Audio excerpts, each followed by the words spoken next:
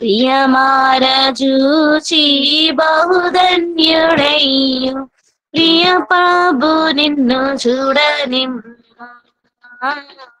ప్రియమార చూచి బహుధన్యుడయ్యు ప్రియ ప్రభు నిన్ను చూడని. ప్రభు యేసు నా రక్షక నొసగు కన్నులు నాకు నిరతమునే నిన్ను చూడా. లెక్కలేని మాలు పడిపోతిని దిక్కులేని వాడని నైతిని. లెక్కలేని మాలు పడిపోతిని దిక్కులేని వాడని నైతిని. చక్కా చేసి నా నేత్రాలు తెరచి దక్కున నిన్ను చూడని. చక్కా చేసి నా నేత్రాలు తెరచి దక్కున నన్ను చూడని. ప్రభు యేసు నా రక్షక నొసగు కన్నులు నాకు నిరతమునే నిన్ను చూడా.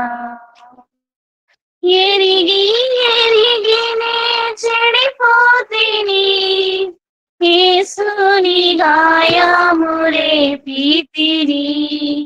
ఎరిగి ఎరిగి నే చెడిపోతిని యేసుని గాయములే పీతిని. మోసపోతి నేను దృష్టి తొలగితి దాసుడ నన్ను చూడని. మోసపోతి నేను దృష్టి తొలగితి దాసుడ నన్ను చూడని. ప్రభు యేసు నా రక్షగా నొసగు కన్నులు నాకు నిరతమునే నిన్ను చూడా. ఎందరేసుని వైపు చూచెదరో పొందేదరు వెలుగు ముఖమునా. ఎందరేసుని వైపు చూచెదరో పొందేదరు వెలుగు ముఖమునా. సంధియంబులేక సంతోషించుచు ముందుకు పరుగెత్తెదరు. సంధియంబులేక సంతోషించుచు ముందుకు పరుగెత్తెదరు. ప్రభు యేసు నా రక్షక నాకు నిరతమునే నిన్ను చూడా. విశ్వాసకర్త యేసు ప్రభు కొనసాగించు వాడయు ప్రభు. విశ్వాసకర్త యేసు ప్రభు కొనసాగించు వాడయేసు ప్రభు. వినయముతో నేను నీ వైపు చూచు విసుగాక పరుగెత్తనే.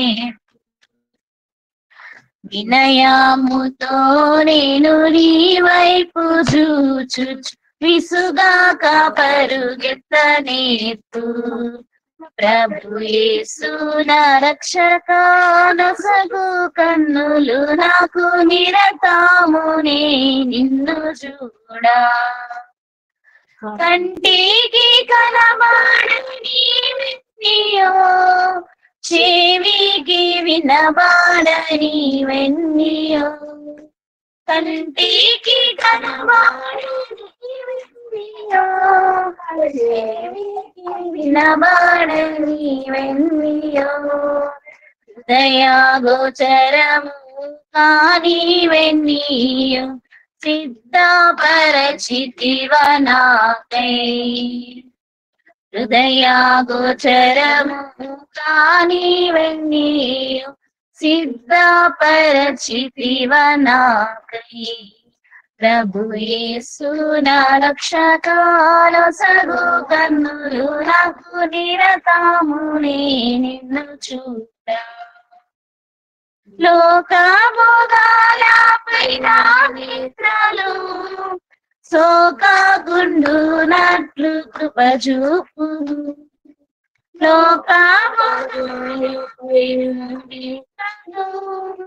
సోకగుండునట్లు కృప చూపు.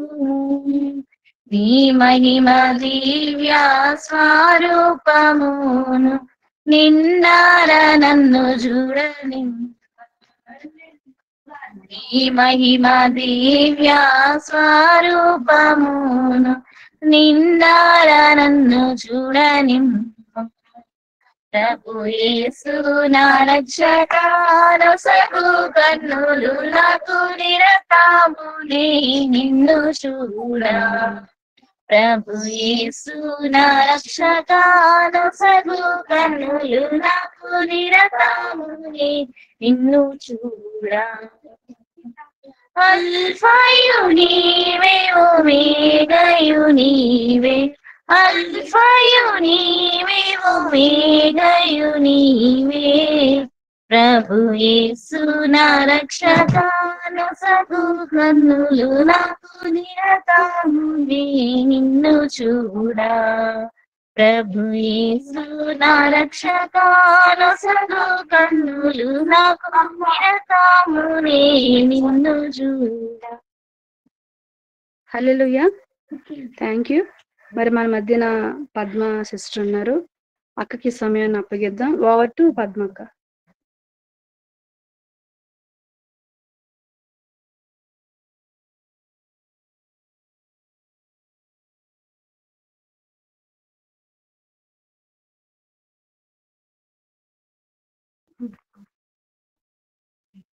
కట్ అయినట్టు వెళ్ళి ప్రేదలా కట్ అయినట్టున్నారుగా అక్క. ఇప్పుడు కే పద్మ ఎవరక్క?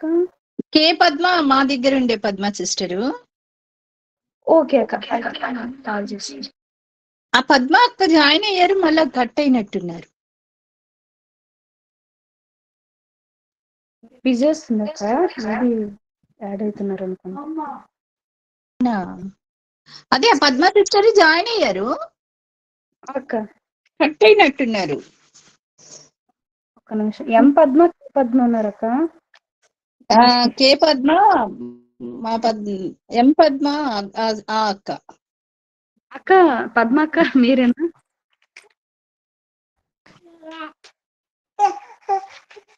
అక్క ప్రైజ్ లార్డ్ అక్క. పద్మక్క అక్క మ్యూట్ తీసి మాట్లాడండి అక్క. వాయిస్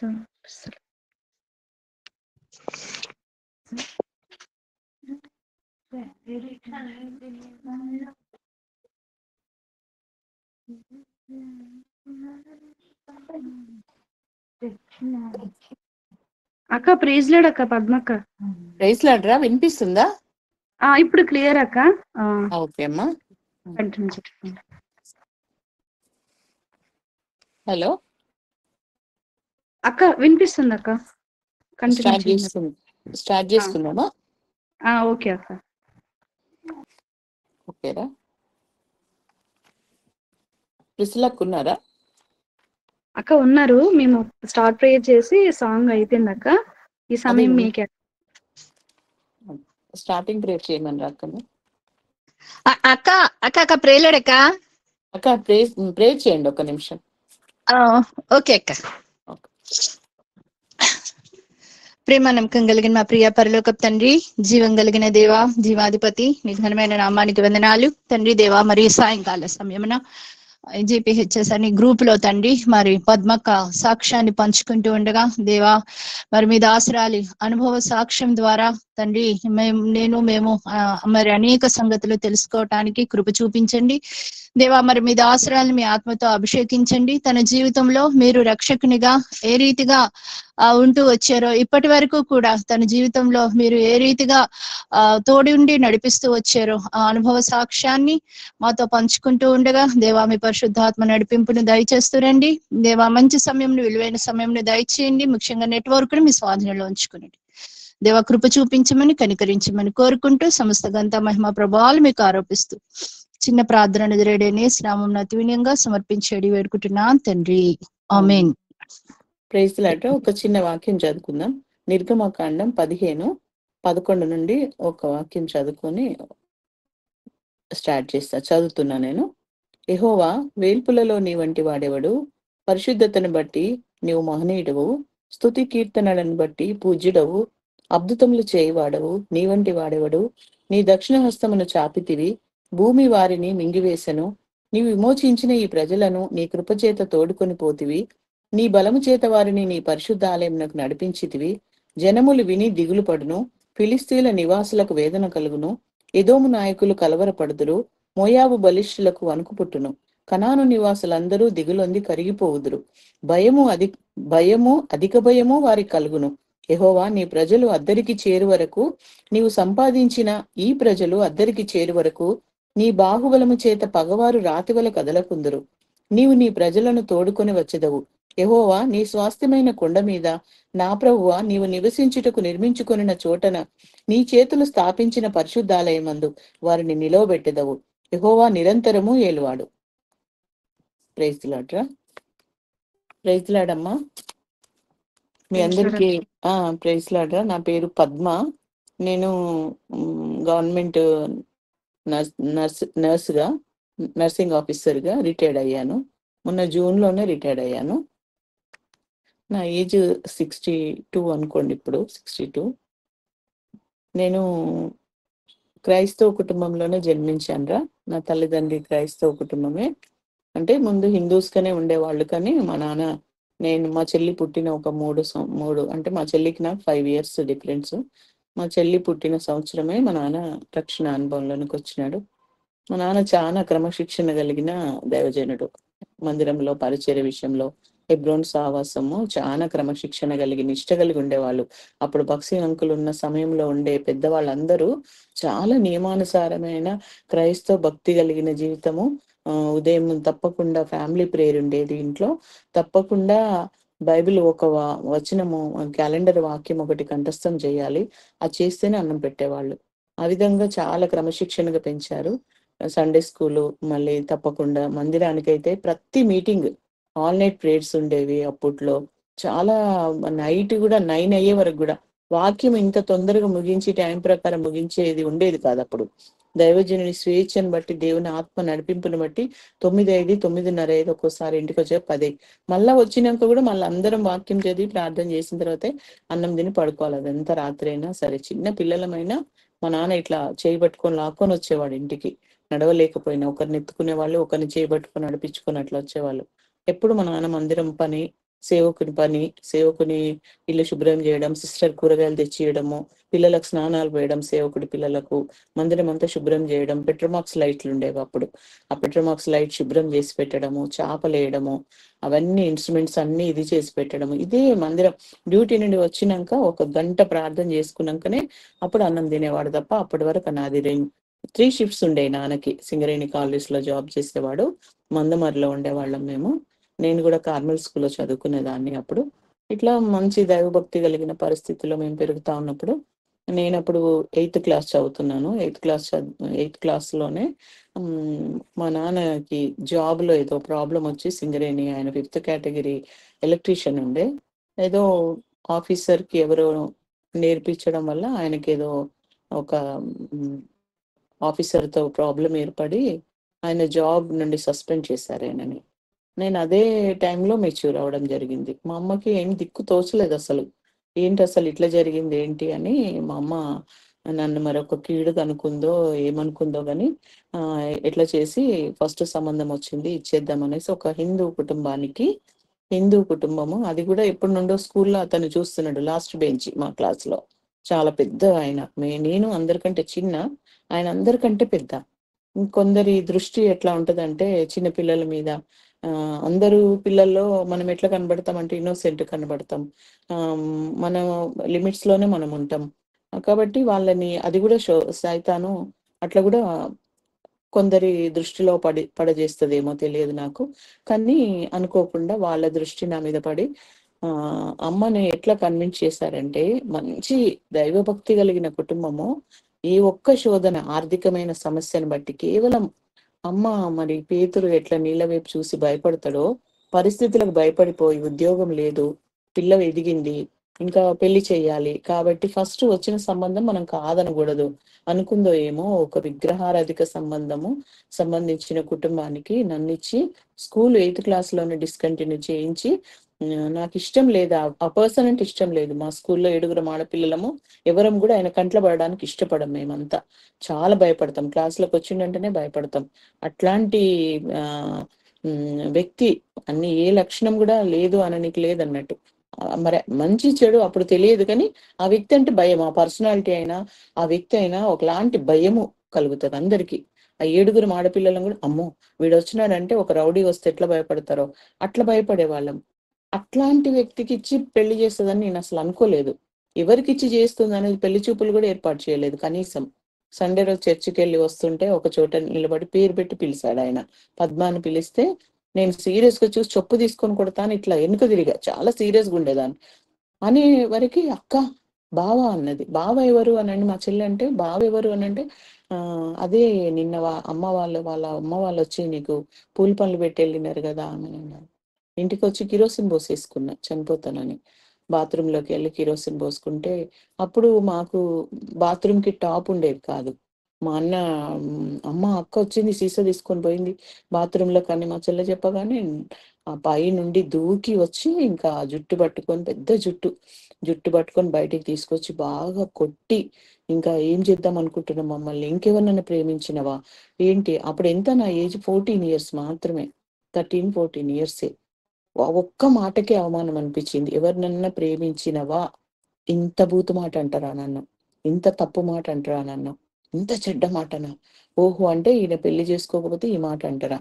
ఈ నింద భరించడం కంటే చేసుకోవడమే మంచిదని దెబ్బలన్నీ తిని ఇంకా మౌనంగా కాంప్రమైజ్ కాక తప్పదు. అప్పుడు పిల్లలకు అంత ధైర్యం గాని ఎదిరించి చెప్పడం గాని, ఆయన ఇట్లాంటి వ్యక్తి అని చెప్పినా కూడా మా అమ్మ అట్లే ఉంటారు, స్కూల్ టైంలో అట్లనే ఉంటారు. నిన్నెప్పుడు ఏమన్నారా, ఆయన గురించి ఎంతమంది మంచిగా చెప్తున్నారు, నిజంగానే ఆయన అందరికీ మంచోడే. మళ్ళీ చుట్టుపక్కల వాళ్ళందరూ కూడా చాలా మంచి అబ్బాయి, చాలా మంచి అబ్బాయి అని చెప్పి, మరి మాకెట్లా అటువంటి వ్యక్తి మీద అటువంటి చెడు అభిప్రాయం కలిగిందో, కానీ ఆయన అంటే అయితే భయం, నాకు చాలా భయం. చాలా భయం అంటే, ఒక రౌడీని చూస్తే ఎట్లా భయపడతాం, ఎదురన్నా పోతాము, పారన్నా పోతాము, లేకుంటే తిరగబడతాం దగ్గరకు వస్తే. అట్లాంటి నేను కొంచెం అన్న నాకున్నాడు కాబట్టి కొంచెం నేను ధైర్యంగా ఆన్సర్ చేసేదాన్ని. ఆ పిల్లలు ఎవరు నన్ను ఏమన్నా అన్నా కూడా నేనే ధైర్యంగా ఆన్సర్, ఎందుకంటే మా అన్న నా సీనియర్ ఉన్నాడు, మా అన్న ఆయన కంటే ఉంటాడు కాబట్టి అన్న ధైర్యంతోనే ఉండేదాన్ని. కానీ అన్నను కూడా అమ్మ కన్విన్స్ చేసేసింది. నాన్న అయితే ఉద్యోగం పోయింది కాబట్టి ఇక నాన్న కామ్ అయిపోయినాడు. ఆయన ఉద్యోగ ప్రయత్నంలో ఆయన కొత్తగూడెం వెళ్ళిపోయినాడు. అక్కడ యూనియన్ కొమరయ్య గారని ఒక లీడర్ ఉండేవాడు, ఆయన దగ్గరికి వెళ్ళినాడు. పైరవి చేసుకొని ఏదో ఎవరినో ఒకరిని, మా మా వాళ్ళ లీడర్స్ ఉన్నారు, వాళ్ళ అన్నలు, వాళ్ళ దగ్గరికి వెళ్ళి వాళ్ళు ఏదో రికమెండ్ చేస్తారేమో, రికమెండ్ చేసి మళ్ళీ జాబ్ తిరిగి వస్తే ఆయన వెళ్ళిపోయినాడు కొత్తగా, ఆయన లేడు. ఈ లోపల మా అమ్మ కార్యక్రమం అంతా చక్కబెట్టి కన్విన్స్ చేసి అందరినీ భయపెట్టేసింది. ఏమైపోతుందో, ఉద్యోగం పోయింది ఏమైపోతుందో. అది నాకు నా జీవితంలో ఎందుకు అటువంటి పరిస్థితి వచ్చిందో తెలియదు, కానీ ఆ పెద్దల భయానికి నేను బలైపోయినాను. ఒక విగ్రహారాధికమైన కుటుంబం, ఇంటి నిండా విగ్రహాల బొమ్మలే. ఈ గోడ నుండి మొదలు పెడితే ఆ గోడ వరకు విగ్రహం. ఒక ఇంట్లో మొత్తము విగ్రహాలే ఉంటాయి. ఆ విగ్రహం ఆ ఇంట్లో లోపలికి మనం పోకూడదు. నాకు రియల్ గా చెప్పాలంటే, నాకు చిన్నప్పటి నుండి ఒక పని నేర్పించలేదు. గిన్నెలు తోమడం, ఇల్లు ఉడవడం, ఇది కాదు. చదువులు, ఆటలు, పాటలు, ప్రతి దాంట్లో అన్నిట్లో కూడా చాలా యాక్టివ్గా, మల్టీ టాలెంటెడ్ ఉండేదాన్ని. టీచర్స్ కి కానీ, స్కూల్లో కానీ, గేమ్స్, స్పోర్ట్స్ అన్నిట్లా ఫస్టే ఉండేదాన్ని. అంతా ఒక్కదాన్ని స్కూల్లో నుండి తీసుకెళ్లి ఎగ్దమ్ నా ఒక అగ్నిగుండంలాగా పడేసినారు. అక్కడ చెప్పే పని, కారం నూర రాదు, గడ్డి పీక రాదు, పెరడు కొయ్యడం రాదు, మరి నీళ్లు పట్టాలా, బట్టలు ఉతకాలా, ఇవన్నీ పనులు నాకేమి రావు. ఆయన అన్ని నేర్చుకుంటూ వాళ్ళు ఎట్లా చెప్తే అట్లా వింటూ చేస్తూ వచ్చినాను. ఎంత చేసినా కూడా అమ్మ వాళ్ళకి పడదు. ఎందుకంటే క్రైస్తవ కుటుంబాలని చూస్తే హిందూ కుటుంబాలకి ఎందుకు వస్తుందో తెలియదు, కానీ నిష్కారణంగా ద్వేషిస్తారు. నిష్కారణంగా వాళ్ళ పద్ధతులు వేరు, మనం ప్రతి దాంట్లో తప్పు పడతా ఉంటారు. మా అమ్మ మాట్లాడినా తప్పే, మా నాన్న మాట్లాడినా తప్పే, ఎవరు మాట్లాడినా తప్పే. అట్లా తప్పు బట్టి ఇద్దరి మధ్యలో, ఈ కుటుంబం మధ్యలో ఆ కుటుంబం మధ్యలో వైరము, చివరికి ఒకరినొకరు దౌర్జన్యం చేసుకునే వరకు, కొట్టుకునే వరకు, హింసించుకునే వరకు, ఇళ్ల మీద దాడి చేసే వరకు, మధ్యలో నలిగిపోయి అటు ఇటు పోయి నన్ను కొట్టేయడము, వాళ్ళ అమ్మ నాన్నని కొట్టేయడము, వాళ్ళ అమ్మను నాన్నను కొట్టడం కాకుండా వీధిలో ఉన్న వాళ్ళని కొట్టేయడము. ఒక మనిషి ఒక ఫ్రస్ట్రేషన్ కి గురైపోయినాడు ఆయన. అదేంటి ఇంత మంచి వ్యక్తి పెళ్ళైన తర్వాత ఇట్లా ప్రవర్తిస్తున్నాడు తెలీదు. ఎందుకు జరిగిందో తెలీదు గానీ, అది ఇమ్మెచ్యూరిటీ. నాకు 15 సంవత్సరాలే. ఆయనకు అంటే ఒక 17, 18 ఉంటాయి గావచ్చు అంతే. కానీ అప్పుడు ఇప్పుడున్న వాళ్ళంత జ్ఞానం లేకుండే, అండర్‌స్టాండింగ్ గూడా లేకుండే. ఇద్దరికి మాట్లాడి ఒకరినొకరు ఏంటి అసలు పరిస్థితి ఏంటి అని చెప్పుకోవడం గానీ, ఓపిక పట్టే పరిస్థితి గానీ అసలేం లేదు. పంచాయతీలు, గొడవలు, విడిపోవడం వరకొచ్చింది. అక్కడ ఒక వ్యక్తి అన్నాడు, "అమ్మ పేరుకు 2 పేర్లయితే అమ్మ నువ్వు మాత్రము నేను అత్తగారింటికే వెళ్తా అని చెప్పు గాని నేను వదిలేస్తా అన్న మాట అయితే అనొద్దు." ఫైనల్‌కొచ్చేసింది. అయితే నాకంత తెలీదు. ఎవరు చెప్తే వాళ్ళ మాట వినడం. ఎవరు నేర్పిస్తే వాళ్ళ మాటే వినడం. అట్లనే నేను లేదు లేదు నేను నా భర్త దగ్గరికే వెళ్తా అని చెప్పినాను. అప్పుడు నా ఏజ్ ఎంత? 15 ఇయర్స్. ఈ 1 ఇయర్‌లోనే చాలా గొడవలు జరిగినాయి. 15 ఇయర్స్ ఒక 3 మంత్స్ 15 ఇయర్స్ పడినంక ఒక 3 మంత్స్ ఏమో అయింది. పెద్ద పాప కడుపులో పడింది. పెద్ద పాప కడుపులో పడినాక ఆయన ఒక మర్డర్ కేస్‌లో ఇరుక్కున్నాడు. మర్డర్ కేస్‌లో ఇరుక్కొని ఇంకా ఇద్దరం కలిసి వేరే ఊరు వెళ్ళిపోయినాము. దొరకకుండా ఎటో పంపించేసిండ్రు మమ్మల్ని. అక్కడున్నాము. 5థ్ మంత్ ఏమో ఆయన అరెస్ట్ చేసి జైలుకి తీసుకెళ్లారు. తర్వాత మా నాన్న అమ్మ వాళ్ళ ఇంటికి పంపించేసినారు. డెలివరీ అయిన తర్వాత పాప పుట్టిన తర్వాత తీసుకొచ్చినారు. తీసుకొచ్చిన తర్వాత ఎప్పుడైతే జైలు నుండి బెయిల్ మీద వచ్చినాడో అసలాయన చేయని అరాచకం లేదు. వీధిలో వాళ్ళని కొట్టేయడము, అడుక్కోవడానికి వచ్చిన వాళ్ళని కొట్టేయడము, ఎవరన్నా ఆయన కాలు మీద కాలేసుకొని అక్కడ హోటల్స్ దగ్గర కూర్చుంటే నా ముందు కాలు మీద కాలేసి నేనేంటి మర్డర్ చేసి జైలుకి పోయి వచ్చినాను. నేనెంత హీరోని నేను. ఒకలాంటి ఆయనకి సెల్ఫ్ ఎస్టీమ్ అది పెరిగిపోయింది ఆయనకు బాగా. నేను ఒక మర్డర్ చేసి జైలుకెళ్ళి వచ్చాను అనేది పెరిగిపోయింది. ఒక మర్డర్ చేయడం అంటే సామాన్యమైన విషయం గాదు. నాలాంటి దానికి వాక్యంలో గూడా ఒక చోట ఉంది. నేను రెఫరెన్స్ చూపించలేను గానీ, భయంతోని కాళ్ళు కొట్టుకుంటాయి. ఇట్లా మోకాళ్ళు ఇట్లా కొట్టుకుంటాయి. చీకటయిందంటే ఆయన కొట్టే దెబ్బలకి, ఆయన చూపే శాడిజానికి అందరికీ చీకటయిందంటే సంతోషం ఉంటది. భర్తొస్తాడు ఇంటికని. నేను రాత్రే అవుతుంది అంటే గిలగిలలాడేదాన్ని. పాపం మా అత్త గూడా "వద్దురా, వద్దురా చచ్చిపోతదిరా, కొట్టకురా, కొట్టకురా" అని డోర్ దగ్గరుంటే ఇంకా ఎక్కువ చేసేవాడు. పాపం మా మామ అయితే బయటికురికి "సచ్చిపోతంది, సచ్చిపోతంది, పోరు సచ్చిపోతంది" అని ఏడ్చేవాడు. ఏడుస్తున్నా గూడా వదిలిపెట్టేవాడు కాదు. ఎక్కడెక్కడ అసహనమో, ఎక్కడెక్కడ ఆ కోపము, ఆ ఫ్రస్ట్రేషన్ అంతా నా మీద చూపించేవాడు. అసలు ఒక్క చోట గూడా దెబ్బలు పడని స్థలం ఉండేది గాదు. తెల్లవారి మళ్ళీ కళ్ళు తుడుచుకొని, కనీసం మన ముఖము ఏడ్చింది గూడా ఉండగూడదు. అలిగి ఉండగూడదు మళ్ళా. అలిగి అన్నం తినకుండా ఉండడం గాని, పని చేయకుండా ఉండడం గాని, దెబ్బలు తిని పడుకొని ఉండడం కూడా ఉండకూడదు. మళ్ళీ లేసి మళ్ళా నార్మల్‌గా లేవాలి. మళ్ళీ అన్ని పనులు చేయాలి. మళ్ళీ పిలిస్తే రావాలి. ముఖంలో గూడా కనీసం ఫీలింగ్స్ గూడా చేంజ్ గావొద్దు. అటువంటి భయంకరమైన పరిస్థితి ఎదుర్కొంటా ఉన్నాం. ఆ పిల్లల్ని తీసుకెళ్తే, ఆ చిన్న పిల్లను గూడా, పసిపిల్లను గూడా చాలా హింసించి ఒక మూలకు చీకట్లో కూర్చోబెట్టేయడం. నన్ను టెస్ట్ చేయడం. ఈమె ఈ పిల్లని ఎట్లా చూస్తది? నేనింత క్రూరంగుంటే ఆ పిల్లని సర్వ్ చేస్తదా లేదా? అంటే ఇటువంటి భయంకరమైన పరిస్థితులంటే నాకు నిజంగా నా జీవితం ఐగుప్తీయులు ఏ విధంగా ఇశ్రాయేలీయులు ఐగుప్తీయులతోని హింసలు పడినారో, స్వేచ్ఛ లేకుండా బానిసత్వంలో మా ఇల్లు ఎట్లుంటదంటే చుట్టూ కాంపౌండ్ ఉంటది. ఆ కాంపౌండ్‌లో నుండి నేను బయటికి చూడడానికి వీల్లేదు. బయటి వాళ్ళు మమ్మల్ని పలకరించడానికి వీల్లేదు. కొట్టినా, నరికినా గూడా ఎవ్వరు ఇది జేయడానికి 2, 3 సార్లు సూసైడ్ చేసుకుంటే, పడిపోతే కనీసం నన్ను తీసుకెళ్ళి హాస్పిటల్ ఎయడానికి గూడా ఎవ్వరు ధైర్యం చేసి గూడా రాలేదు. లోపటికెళ్తే చంపేస్తాడు. పాపం వాళ్ళందరూ భయపడడం. అంతకుముందు ఆయనంటే చాలా మంచిగా హైటు, పర్సనాలిటీ, ఒక్కడే కొడుకు కాబట్టి మంచిగా నీట్‌గా డ్రెసప్ చేసుకొని, అందరితోని కలివిడిగా, హాయిగా ఒక బండి ఫస్ట్ ఆ టైంలో 78 ఆ టైంలో ఎవరికీ బండి ఉండేది కాదు. ఆయనకొక బండి, ఒక రాయల్‌గా ఉండేవాడు. అలాంటి వ్యక్తి ఎప్పుడైతే మర్డర్ కేస్ చేసినాడో, ఆ తర్వాత ఆయనకైనా ఒక రౌడీలాగా ఇది చేసుకొని ఎవడు దొరకపోతే మేమే ముగ్గురం దొరుకుతాం. మా అత్త, నేను, మా మామ. ముగ్గురిని ఏది చెమ్మస్లు, గడ్డపారలు అవేంటి ఇనుప పనిముట్లు పట్టుకొని కొట్టేస్తే పాపం మా మామకు తల పగిలిపోయి ఎన్ని 10 కుట్లు పడినాయి ఆయనకి. మా అత్తకి పెరాలసిస్ స్ట్రోక్ వచ్చింది పాపం. పెరాలసిస్ స్ట్రోక్ వస్తే ఆమెను జామ చెట్టు కింద పడిపోతే ఆమెను ఒక చేయి బట్టి లేపి కుదేసి పడేస్తున్నాడు. వద్దు వద్దు, ఆమెకేమో అయింది, ఆమె మూతి వంకర పోయింది, ఆమె చేయి వంకర పోయిందని గబగబా బయటి కురికి అందరిని లేడీస్ ని పిలుచుకొచ్చి ఆమెను హాస్పిటల్ తీసుకొని వెళ్ళి ఆమెకి 1, 2 అన్ని కడిగి కూడా ఆమెకు పరిచర్య చేస్తే అప్పుడు ఆమె రియలైజ్ అయింది, మేము ఇంతగానో ఇష్టం లేకుండా చేసుకుని అమ్మాయి మాకు ఎంత పరిచర్య చేస్తుంది అని అనుకొని, అప్పుడు నిజంగా దాని కష్టం చూడలేకపోతున్నారా, దాని బాధలు చూడలేకపోతున్నారా, దాన్ని పెట్టే హింస చూడలేకపోతున్నారా, పాపం దాని ఇంటికన్నా దాన్ని పంపించేయరా అని అన్నది. అని అంటే కూడా వినలేదు, ఒక్క రోజు కూడా ఇంటికి పంపేవాడు కాదు. భయంకరమైన నరక పరిస్థితులు. మళ్ళీ తర్వాత అట్లనే ఇంకొక పాప కూడా కడుపులో పడింది. ఇంకొక పాప పుట్టిన తర్వాత ఆయనకు సింగరేణి జాబ్ వచ్చింది. జాబ్ వచ్చిన తర్వాత ఇటు కేసు కొట్టేసినారు. ఆ ఏదో విధంగా అయితే కేసుకు వాళ్ళ బావ ఏదో లీడర్ ఉండే, ఆయన పేరుని మాత్రం తప్పించినారు. ఎంతో కొంత డబ్బు తీసుకొని మిగిలిన వాళ్ళు జైలుకి వెళ్ళినారు. శిక్ష పడింది వాళ్ళకు. ఎన్నో 5-6 ఇయర్స్ ఏమో పడింది. వాళ్ళు జైలుకి వెళ్ళినారు. ఈయన జైలుకి వెళ్ళి వచ్చిన తర్వాత క్లీన్ చిట్ వచ్చి జాబ్ వచ్చింది. పాప చిన్న పాపకి 21st డే రోజు ఆయనకు జాబ్ వచ్చింది. కాబట్టి ఇంకా సెట్ అవుతాడేమో అనుకున్నారు. మళ్ళీ పంపించినారు అమ్మ వాళ్ళు. మళ్ళీ పంపిస్తే సరేలే బాగానే ఉన్నాడు కదా అని పాప 10 months వచ్చే వరకు గొడవలు, కొట్లాటలు, దెబ్బలు అన్ని. కానీ గత్యంతరం లేదు, ఎక్కడికి పారిపోలేను. ఎందుకంటే పారిపోతే మా అమ్మ వాళ్ళ ఇంటికి వచ్చి కొడతాడు, మా అమ్మ వాళ్ళ గిన్నెలన్నీ బయట పడేస్తాడు, గొడ్డలు పట్టుకొని మా అమ్మ వాళ్ళ గుమ్మం మొత్తం నరకడమే. ఆయన గొడ్డలి ఘాట్లు ఇప్పటి వరకు కూడా ఆ క్వార్టర్ లో ఉంటాయి, సింగరేణి క్వార్టర్, ఆ క్వార్టర్ లో ఉంటాయి. మొత్తం ఇంటి ముందుకు వచ్చి బట్టలన్నీ నిప్పేసి రోడ్డు మీద నుండి అక్కడికి తిరిగేవాడు పంపకపోతే. అంత పరువుకి భయపడి పంపించేవాళ్ళు. ఈ ఇంటి మీద చేసే దాడికి మా అమ్మ ఒక్కతే ఉంటది, మా చెల్లి ఉంటది.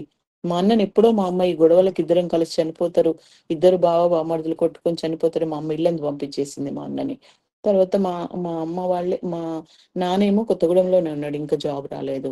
ఇట్లాంటి భయంకరమైన పరిస్థితులలో ఒక రోజు ఏదో ఏదో అన్నాడు అని కోపం మీద వంట చేస్తున్న నేను ఆ పొయ్యిలో కర్ర తీసి నాకు ముఖం మీద గుచ్చేసిండు. నా ముందే ఆడవాళ్ళను కిటికీల నుండి పిలుచుకొని వాళ్ళని ముందు నిలబెట్టి వాళ్ళ చేయి పట్టుకొని నేను వస్తున్నాగని చెప్పి వాళ్ళతో నిలడం. వాంటెడ్లు పిలుస్తారు, ఏ స్త్రీ కూడా వచ్చి మన ఇంటి ముందు నిలబడదు రమ్మని. కానీ ఆమెను పిలిచి ఏదో ఒక వంక మీద పిలిచి ఆమె వస్తే నేను వస్తున్నాగు అని చెప్పి నవ్వుకుంటూ వెళ్ళిపోతా ఉంటాడు. అంటే ఒక విధంగా శాడిజం, రెచ్చగొట్టడము లేడీస్. నేను ఏ విషయంలో కూడా ఆ ప్రేమ ఉంటే ఈర్ష్య పుడుతుంది, భయం ఉంటే ఈర్ష్య ఎందుకు పుడుతుంది? ఎక్కడైనా పోనీ వాడు ఇంటికి రాకుండా ఉంటే ఎంత బాగుండు అనిపిస్తుంది. ఎటన్నా వెళ్ళొస్తే బండి తీసుకొచ్చి డోర్ కీసి గుద్దితే ఆ డోరు పగిలిపోతుందేమో అనే భయానికి ఉండి డోరు తీసిన తర్వాత నిండు గర్భిణి ఉన్నా కూడా ఆ బండి తీసుకొని వచ్చి జుట్టు పట్టుకొని ఆ బండి ఇప్పి పెట్రోల్ పోసేసి నిండు గర్భిణిని, ఒక పాప చేతిలో ఉంది, ఒక పాప కడుపులో ఉంది, ఇట్లా గట్టిగా పట్టుకుంటే జుట్టు, పెద్ద జుట్టు ముడేస్తే ముడిపడిపోయింది జుట్టు, పెట్రోల్ పోసి ఇంకా అగ్గిపెట్ట కోసం వెతుకుతాడు. తగలబెట్టాలన్న ఉద్దేశం కాదు, కానీ భయకంపితులను చేసి ఆయన క్రూరత్వం, షాడిజం చూపించుకోవాలి. చంపడం ఇష్టం లేదు, ప్రాణాలతోనే బ్రతికించి ఒక షాడిస్ట్గా బిహేవియర్ తప్ప చంపేది కాదు. మరి అంతగానం ఇష్టపడి ప్రేమించి పెళ్లి చేసుకున్న వ్యక్తులు ఇంత క్రూరంగా ఒక్కటి ఏంటంటే, ఎంత నామకార్థ క్రైస్తవుని చేసినా కూడా నా బ్రతుకంత దౌర్భాగ్యంగా ఉండేది కాదేమో. కానీ ఒక భయంకరమైన విగ్రహాలు ఆ వ్యక్తిని మరి రెచ్చగొట్టినయో, ఆ వ్యక్తిని నా మీదకి పురిగొల్పినయో, మరి నా పట్ల దేవుని ఏర్పాటు ఏముండేనో, నేను ఈ విధంగా నలిగిపోవడం, విరిగిపోవడం, గాయపరచబడము, ఈ విధంగా అనేకమైన అగ్ని లాంటి పరిస్థితులు కూడా నేను వెళ్ళడం దేవునికి అనుమతించబడింది. ఒక 5 సంవత్సరాల జీవితం, 2 పిల్లలు, నేను, మా అమ్మ, మా నాన్న, మా చెల్లి కూడా పారిపోయేటోళ్ళం ఎక్కడక్కడ ఇల్లు వదిలేసి. మా అన్నం గంజులు, కూర గంజులు కూడా బయట బయట ఎత్తేసి మొత్తం ఇల్లంతా పగలగొట్టి టేబుల్ గీబులు రేడియోలు అన్ని పగలగొట్టి వెళ్ళిపోతే మళ్ళీ సమకూర్చుకొని మళ్ళీ వండి ఇట్లా తిందామనే లోపల వచ్చేసేటోడు ఇంటి. ఎవరు అడ్డు చెప్పే వాళ్ళు అప్పుడు రౌడీలది బాగా రాజ్యం జరిగింది. అప్పుడు ఎవరు అడ్డొచ్చినా వాళ్ళని కూడా చంపేస్తారని ఎవరు అడ్డు కూడా వచ్చేవాళ్ళు కాదు. రోడ్డు మీద ఇట్లా చేయబట్టి ఈడ్చి పడేసిండు నన్నైతే పాయిజన్ తీసుకుంటే. ఎవరి దగ్గరికి రాలే. ఒక అతని దగ్గరకు వచ్చి, నువ్వు చంపితే చంపు, ఏమన్నా చచ్చిపోతుంటే చూస్తామా, బంగారం లాంటి బిడ్డని నీకు ఇచ్చి పెళ్లి చేసింది పార్వతక్క, ఇట్లా చేసినావు నువ్వు అని తీసుకెళ్లి హాస్పిటల్లో జాయిన్ చేస్తే ఒక్కరు కూడా వచ్చి చూడలే. మళ్ళీ మా అమ్మకు 3వ రోజు తెలిసి మా అమ్మ వచ్చి తీసుకెళ్లిపోయింది. ఒకసారి పిల్లని ఎత్తుకొని వెళ్ళిపోయినాడు, పారిపోయినాడు. ఆ పిల్ల కోసము దూడని తీసుకెళ్తే ఆవు ఎట్లా ఎంట పడుతుందో అట్లా ఎంటబడి వెళ్ళినాను. వెళ్తే పిల్లని ఎక్కడో దాచేసిండు, ఇవ్వలేదు. పోలీస్ స్టేషన్కి వెళ్తే కూడా వాళ్ళు కూడా వెళ్ళలేదు. సాయంత్రం వరకు నన్ను వదిలేసినారు. అమ్మ నువ్వు ఇంటికి వెళ్ళిపో అమ్మా, నీ బిడ్డ మీ ఆయన ఎటో వెళ్ళిండ్రు, లేరు, దొరకట్లేరు అన్నారు వాళ్ళు. రాత్రి పోలీస్ స్టేషన్ ఉంచుకోమమ్మా అని నేను వెళ్తుంటే వెనుక నుండి వచ్చి రెండో బిడ్డను కూడా తీసుకున్నాడు, లాగేసుకున్నాడు. ఇద్దరు బిడ్డలు పట్టుకొని మళ్ళీ ఆ చెరలోకి వెళ్ళిపోయినా, మళ్ళీ ఆ జైల్లోకి వెళ్ళిపోయినా. వెళ్ళిన తర్వాత ఆ రోజు ఆయన ఒక పొయ్యిలో కొరకాసు పెట్టి నా కంట్లో పొడిచేస్తే ఆ రక్తము మొత్తం నా ముఖాల్లో చిమ్మింది. ఆయన డ్యూటీకి వెళ్ళిపోయాడు. చూసుకున్నా నేను, బా ఏమైనా జరిగి నేను చనిపోతే ఇద్దరు ఆడపిల్లలు, ఆయన తెల్లవారే పెళ్లి చేసుకుంటాడు, ఆయనకి లేని వ్యసనం లేదు. నా పిల్లల పరిస్థితి ఏంటి? చనిపోతే పర్వాలేదు, చావు కోసం భయపడలేదు, కానీ ఈ ఇద్దరు పిల్లలని పట్టుకొని పారిపోవాలనుకున్న 10 నిమిషాల ఆలోచన వచ్చింది నాకు, కేవలం 10 నిమిషాలు. ఎర్ర సముద్రమును దేవుడు ఎట్లా దాటించినాడో ఇశ్రాయేలులను, నిజంగా నా జీవితంలో మాత్రం ఆ భయంకరమైన వెనుక తరుముకుంటూ వస్తున్నాడు. బండి వేసుకొని జస్ట్ డ్యూటీకి వెళ్ళిండు, సైన్ పెట్టిండు అంతే, కానీ వచ్చేసిండు. నేను బ్యాగ్ పట్టుకొని గల్లీలు గల్లీలు గల్లీలు దాటి ఇక్కడున్న స్టేషన్కి వెళ్ళకుండా నెక్స్ట్ స్టేషన్కి వెళ్ళి నేను ట్రైన్ ఎక్కి మళ్ళీ ఒక చోట పెద్దపల్లి అనే చోట దిగిపోయినా నేను. దేవుడు ఆ జ్ఞానం ఎలా ఇచ్చిండో తెలియదు, కానీ ట్రైన్ ఎక్కిండు. నేను ఎక్కిన వెంటనే ఆయన ముందు ట్రైన్ ఎక్కినాడు నాతో పాటే. నేను ఒక చోటకి ఆయన, కానీ నేను పెద్దపల్లిలో దిగిపోవడం వల్ల ఆ ట్రైన్ లో ఆయన ముందుకు వెళ్ళిపోయినాడు. నేను మళ్ళీ ఒక ట్రైన్కి వెళ్ళి ఆయనకు దొరకకుండా ఆ ట్రైన్లు క్యాచ్ కాలేదు, మళ్ళీ ఈ ట్రైన్ లో అతను వెతకలేదు, నేను కొత్తగూడెం వెళ్ళిపోయినాను. ఇది నా age 18 years, correct 18 years. 15 years కి ఒక పాప, 17 ఇయర్స్ కి ఒక పాప, 17 ఇయర్స్ కి 11 మంత్స్, 1 ఇయర్ అప్పుడు నేను వెళ్ళిపోయిన ఇంట్లో నుండి. వెళ్ళిపోయి కరెక్ట్ నా 18 ఇయర్స్ అప్పుడు 1 గంట రాత్రి కొత్తగూడెం రైల్వే స్టేషన్ లో కొంగు పరుచుకొని ఆ ఒక చీర గొనసంచిలో వేసుకున్న బట్టలు ఇట్లా చీర పరుచుకొని ఆ ఇద్దరు బిడ్డల్ని పడుకోబెట్టుకొని 18 సంవత్సరాలు నేను అక్కడ కూర్చొని ఉన్నా. తెల్లవారే వరకు అట్లే కూర్చొని అప్పుడు నేను చర్చికి వెళ్ళినా కూడా చర్చి నుండి కొట్టుకుంటూ తీసుకొని వచ్చేవాడు. నాకు అప్పుడు రక్షణ గాని, మారు మనసు గాని, పాపక్షమాపణ గాని అంత మెచ్యూరిటీ లేదు. ఒప్పుకోవడం, పాటలు పాడడం, వాక్యం చదవడం, ప్రార్థన చేయడం, ఇవన్నీ అలవాటుగా క్రైస్తవ కుటుంబంలో చేసే అలవాటుగా చేస్తున్నా, కానీ కష్టం వస్తే దేవుని ప్రార్థన చేసుకోవాలి, దేవుని అడగాలి అంటే తల్లి విశ్వాసి అయ్యి దేవునితోని అవినాభావ సంబంధం గురించి బిడ్డలకు ఎక్స్ప్లెయిన్ చేస్తే అది అర్థమవుతుంది. ఆచారంగా మా అమ్మ పోతుంది వస్తుంది మమ్మల్ని తీసుకెళ్తుంది తప్ప ఈ కష్టం వస్తే, ఈ బాధ వస్తే నువ్వు ప్రార్థన చేసుకోవాలమ్మా, దేవుణ్ణి వేడుకోవాలి, ఇట్లా ప్రార్థన చేయాలనేది లేదు. అసలు అంత మెచ్యూరిటీ లేదు. ఇది ఎందుకు జరిగింది అనే తెలియదు. ఒక తల్లి దైవికమైన విధానంలో ఆ స్థిరంగా ఉంటే పిల్లలకు దేవునితో అవినాభావ సంబంధాన్ని పెంపొందింప చేసినప్పుడు ఆ పిల్లలు ఏ కష్టం వచ్చినా ప్రతిదానికి నువ్వు ప్రార్థన చేసుకో, దేవుణ్ణి అడుగు అంటే దేవునికి వాళ్ళకు ఒక ఇంటిమసి పెరిగి వాళ్ళు ప్రతి విషయంలో దేవుని మీద నాకు దేవుని మీద ఆధారపడవు, కానీ నేను ఆధారపడతలేను, కానీ ఆయన నన్ను చూస్తున్నాడు, నా ప్రతి సిచ్యువేషన్ ని చూస్తున్నాడు. చూసి నేను మౌనంగా సహించే, నిష్కారణంగా హింసింపబడుతున్నా. నేను పొరపాటు కూడా చేసి కాదు, వాళ్ళు ఏమి చెప్తే అదే చేసేదాన్ని. అయినా కూడా ఇంకా నా శ్రమలు అధికమవడం దేవుడు చూసి పారిపోయే అవకాశం అయితే ఇచ్చినాడు దేవుడు. రియల్ గా చెప్తున్నాను, పారిపోవడం అనేది తప్పు. నిజంగా నేను ఆత్మీయంగా విశ్వాసంతో ఉండి అప్పటికే నాకు మెచ్యూరిటీ ఉంటే ప్రార్థన చేసి కన్నీటితో దేవుని వేడుకొని నా భర్త మారాలని, ఒకవేళ చనిపోతే చనిపోయేదాన్ని కావచ్చు, కానీ మారాలి అని ప్రార్థన చేసి ఓ కన్యుడైన భర్తను రక్షణలోకి నడిపించుకునేదాన్నేమో. నాకున్న 18 సంవత్సరాలకి ఆ 15 సంవత్సరాల ఆ శ్రమలకి మరి ఎందుకు నాకు ఆ మెచ్యూరిటీ రాలేదో తెలియదు, కానీ నేనైతే ఆ వ్యక్తి నుండి విడిపోవడమే జరిగింది. ఇప్పుడు కూడా అనుకుంటా నేను, ఈ విశ్వాసము, ఈ ఆత్మీయత, ఈ యొక్క విధానం ఉంటే ఒక కుటుంబం రక్షణలోనికి వచ్చేది కదా. ఆ తర్వాత నేను వచ్చిన తర్వాత మా అత్త మామ ఇంట్లో నుండి పారిపోయి కోల్ మైన్స్ ఉండే, అక్కడ కోల్ మైన్స్ లో అక్కడే ఉండి వాళ్ళే మమ్మల్ని కాపాడుతారు అని అక్కడ వాళ్ళ చాటు నుండి బ్రతకడం మొదలు పెట్టినారు పాపం. అక్కడికి కూడా వెళ్ళి శాలరీ పడగానే ఆ డబ్బులు ఆక్కొని వచ్చి, ఇల్లు అదంతా క్వార్టర్ అంతా ఇక్కడే ఉంటది, వాళ్ళేమో పోయి మైన్ మీద ఉంటారు కాబట్టి ఇక్కడ క్వార్టర్ లో ఆయన ఉంటూ హాయిగా అవన్నీ లగ్జరీలను అనుభవిస్తూ జీతం తెచ్చుకోవాలని కొట్టడం, జీతం తెచ్చుకోవడం, ఆ బండి మీద తిరగడం, ఆయన జీవితం అంతా అట్లనే గడుపుతూ వచ్చిండు. పాపము వాళ్ళు ఆ బాధలు భరించలేక ఆయన రిటైర్డ్ అయిన తర్వాత కూడా ఆయన డబ్బంతా తీసేసుకుంటే పాపం వాళ్ళు ఎక్కడో ఊర్లోకి వెళ్ళిపోయి దిక్కులేని చావు చనిపోయింది మా అత్తమ్మ.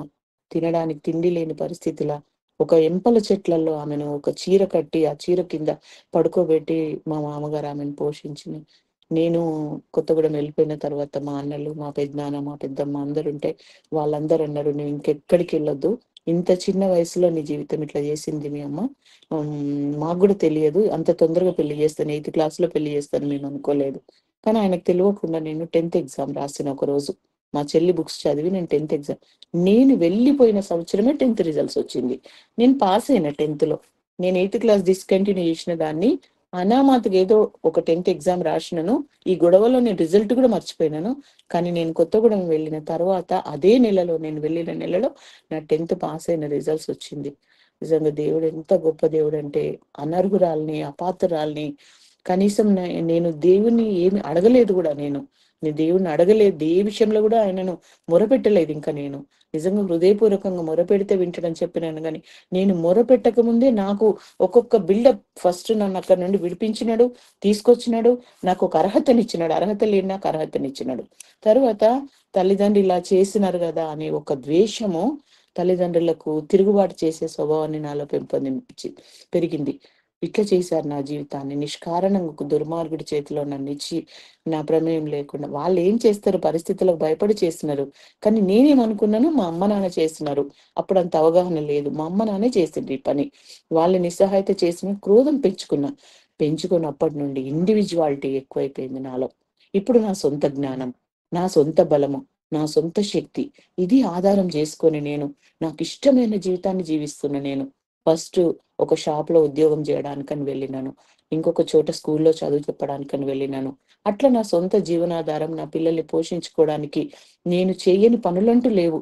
సేల్స్ గర్ల్ గా చేసినాను, టెలిఫోన్ బూత్ రన్ చేసినాను, టైలరింగ్ టీచర్ గా వెళ్ళినాను, స్కూల్లో టీచింగ్ చెప్పడానికి వెళ్ళినాను, ఆ షాప్కి వెళ్ళి బట్టలు తీసుకొచ్చి ఇట్లా పెట్టుకోట్స్ కుట్టడం, అమ్మడం చేశాను.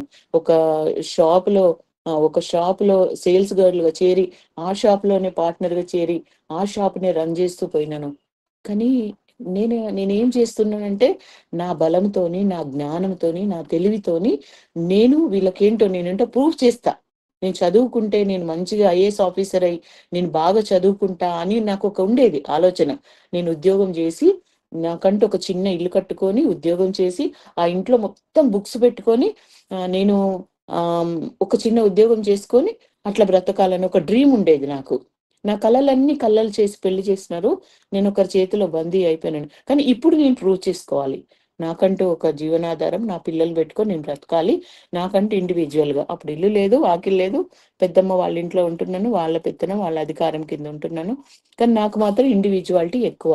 ఎవరు చెప్పినా వినేదాన్ని కాదు. ఏ రాత్రి అంటే ఆ రాత్రి పోలీస్ జాబ్ కోసం ఖమ్మం వెళ్ళేదాన్ని, ఒక్కదాన్ని వెళ్ళిపోయేదాన్ని. ఇక్కడికి వెళ్ళి నానా ప్రయత్నాలు చేస్తున్నాను. ఎన్ని ప్రయత్నాలు చేసినా కూడా నాకు అసలు జీవనాధారము, స్థిరమైన జీవనోపాధి నాకు దొరకలేదు. ప్రతిరోజు ఆకలితోని ఎంతో ఇదిగా వెళ్ళేదాన్ని, ఆకలితో తిరిగి వచ్చేదాన్ని. పిల్లలకు పట్టెడన్నం కూడా పెట్టుకునే పరిస్థితి లేదు, ఉపవాసం వెళ్ళే వాళ్ళు పిల్లలు కూడా. నాన్న పేరు మీద ఏదో సింగరేణి స్కూల్లో జాయిన్ చేసినాము, ఫీజు లేదు, రెగ్యులర్ గా కొత్తగూడెంలో కూడా ఉంటది, ఆ స్కూల్లో జాయిన్ చేసినాం, వెళ్తున్నారు. కానీ ఫీజు కట్టే పరిస్థితి లేదు, కానీ టిఫిన్ పెట్టడానికి, తిండి పెట్టడానికి లేదు. ఒక లేడీ ఒంటరిగా 18-19 సంవత్సరాల స్త్రీ 2 పిల్లల్ని పట్టుకొని ఒక పద్మవ్యూహం లాంటి కొత్తగూడెం అంటే అప్పుడు 5 సినిమా హాళ్ళు అక్కడ, అసలు ఒక విధమైన అంటే సుధమ గుమర లాంటి పరిస్థితి. రియల్ గా చెప్పాలంటే అసలు ఇల్లీగల్ కాంట్రాక్ట్స్, ప్రేమలు, ఇవన్నీ విచ్చలవిడి జీవితం. నేను కూడా ఎంత అంటే ఎంతగానంటే, అబ్బా ఇది భలే ఉంది, ఈ లోకం భలేగుంది. పెద్ద మా మా అదే ఒక గూడెం లాగా ఉండేది మా ఏరియా. మా పెద్దనాన్నలు, మా అత్తమ్మలు, మా మేనత్తలు అందరి మధ్యలో ఉండి అందరం కలిసి సెకండ్ షో సినిమాలకు వెళ్ళిపోయే వాళ్ళం. గుంపులు ప్రతి రోజు సినిమాకి వెళ్తారు. 5 రోజులు 5 సినిమా హాళ్ళు తిరిగేస్తారు. మళ్ళీ ఇంకో సినిమా మారుతుంది నెక్స్ట్ డే. ప్రతి రోజు ఒక సినిమా.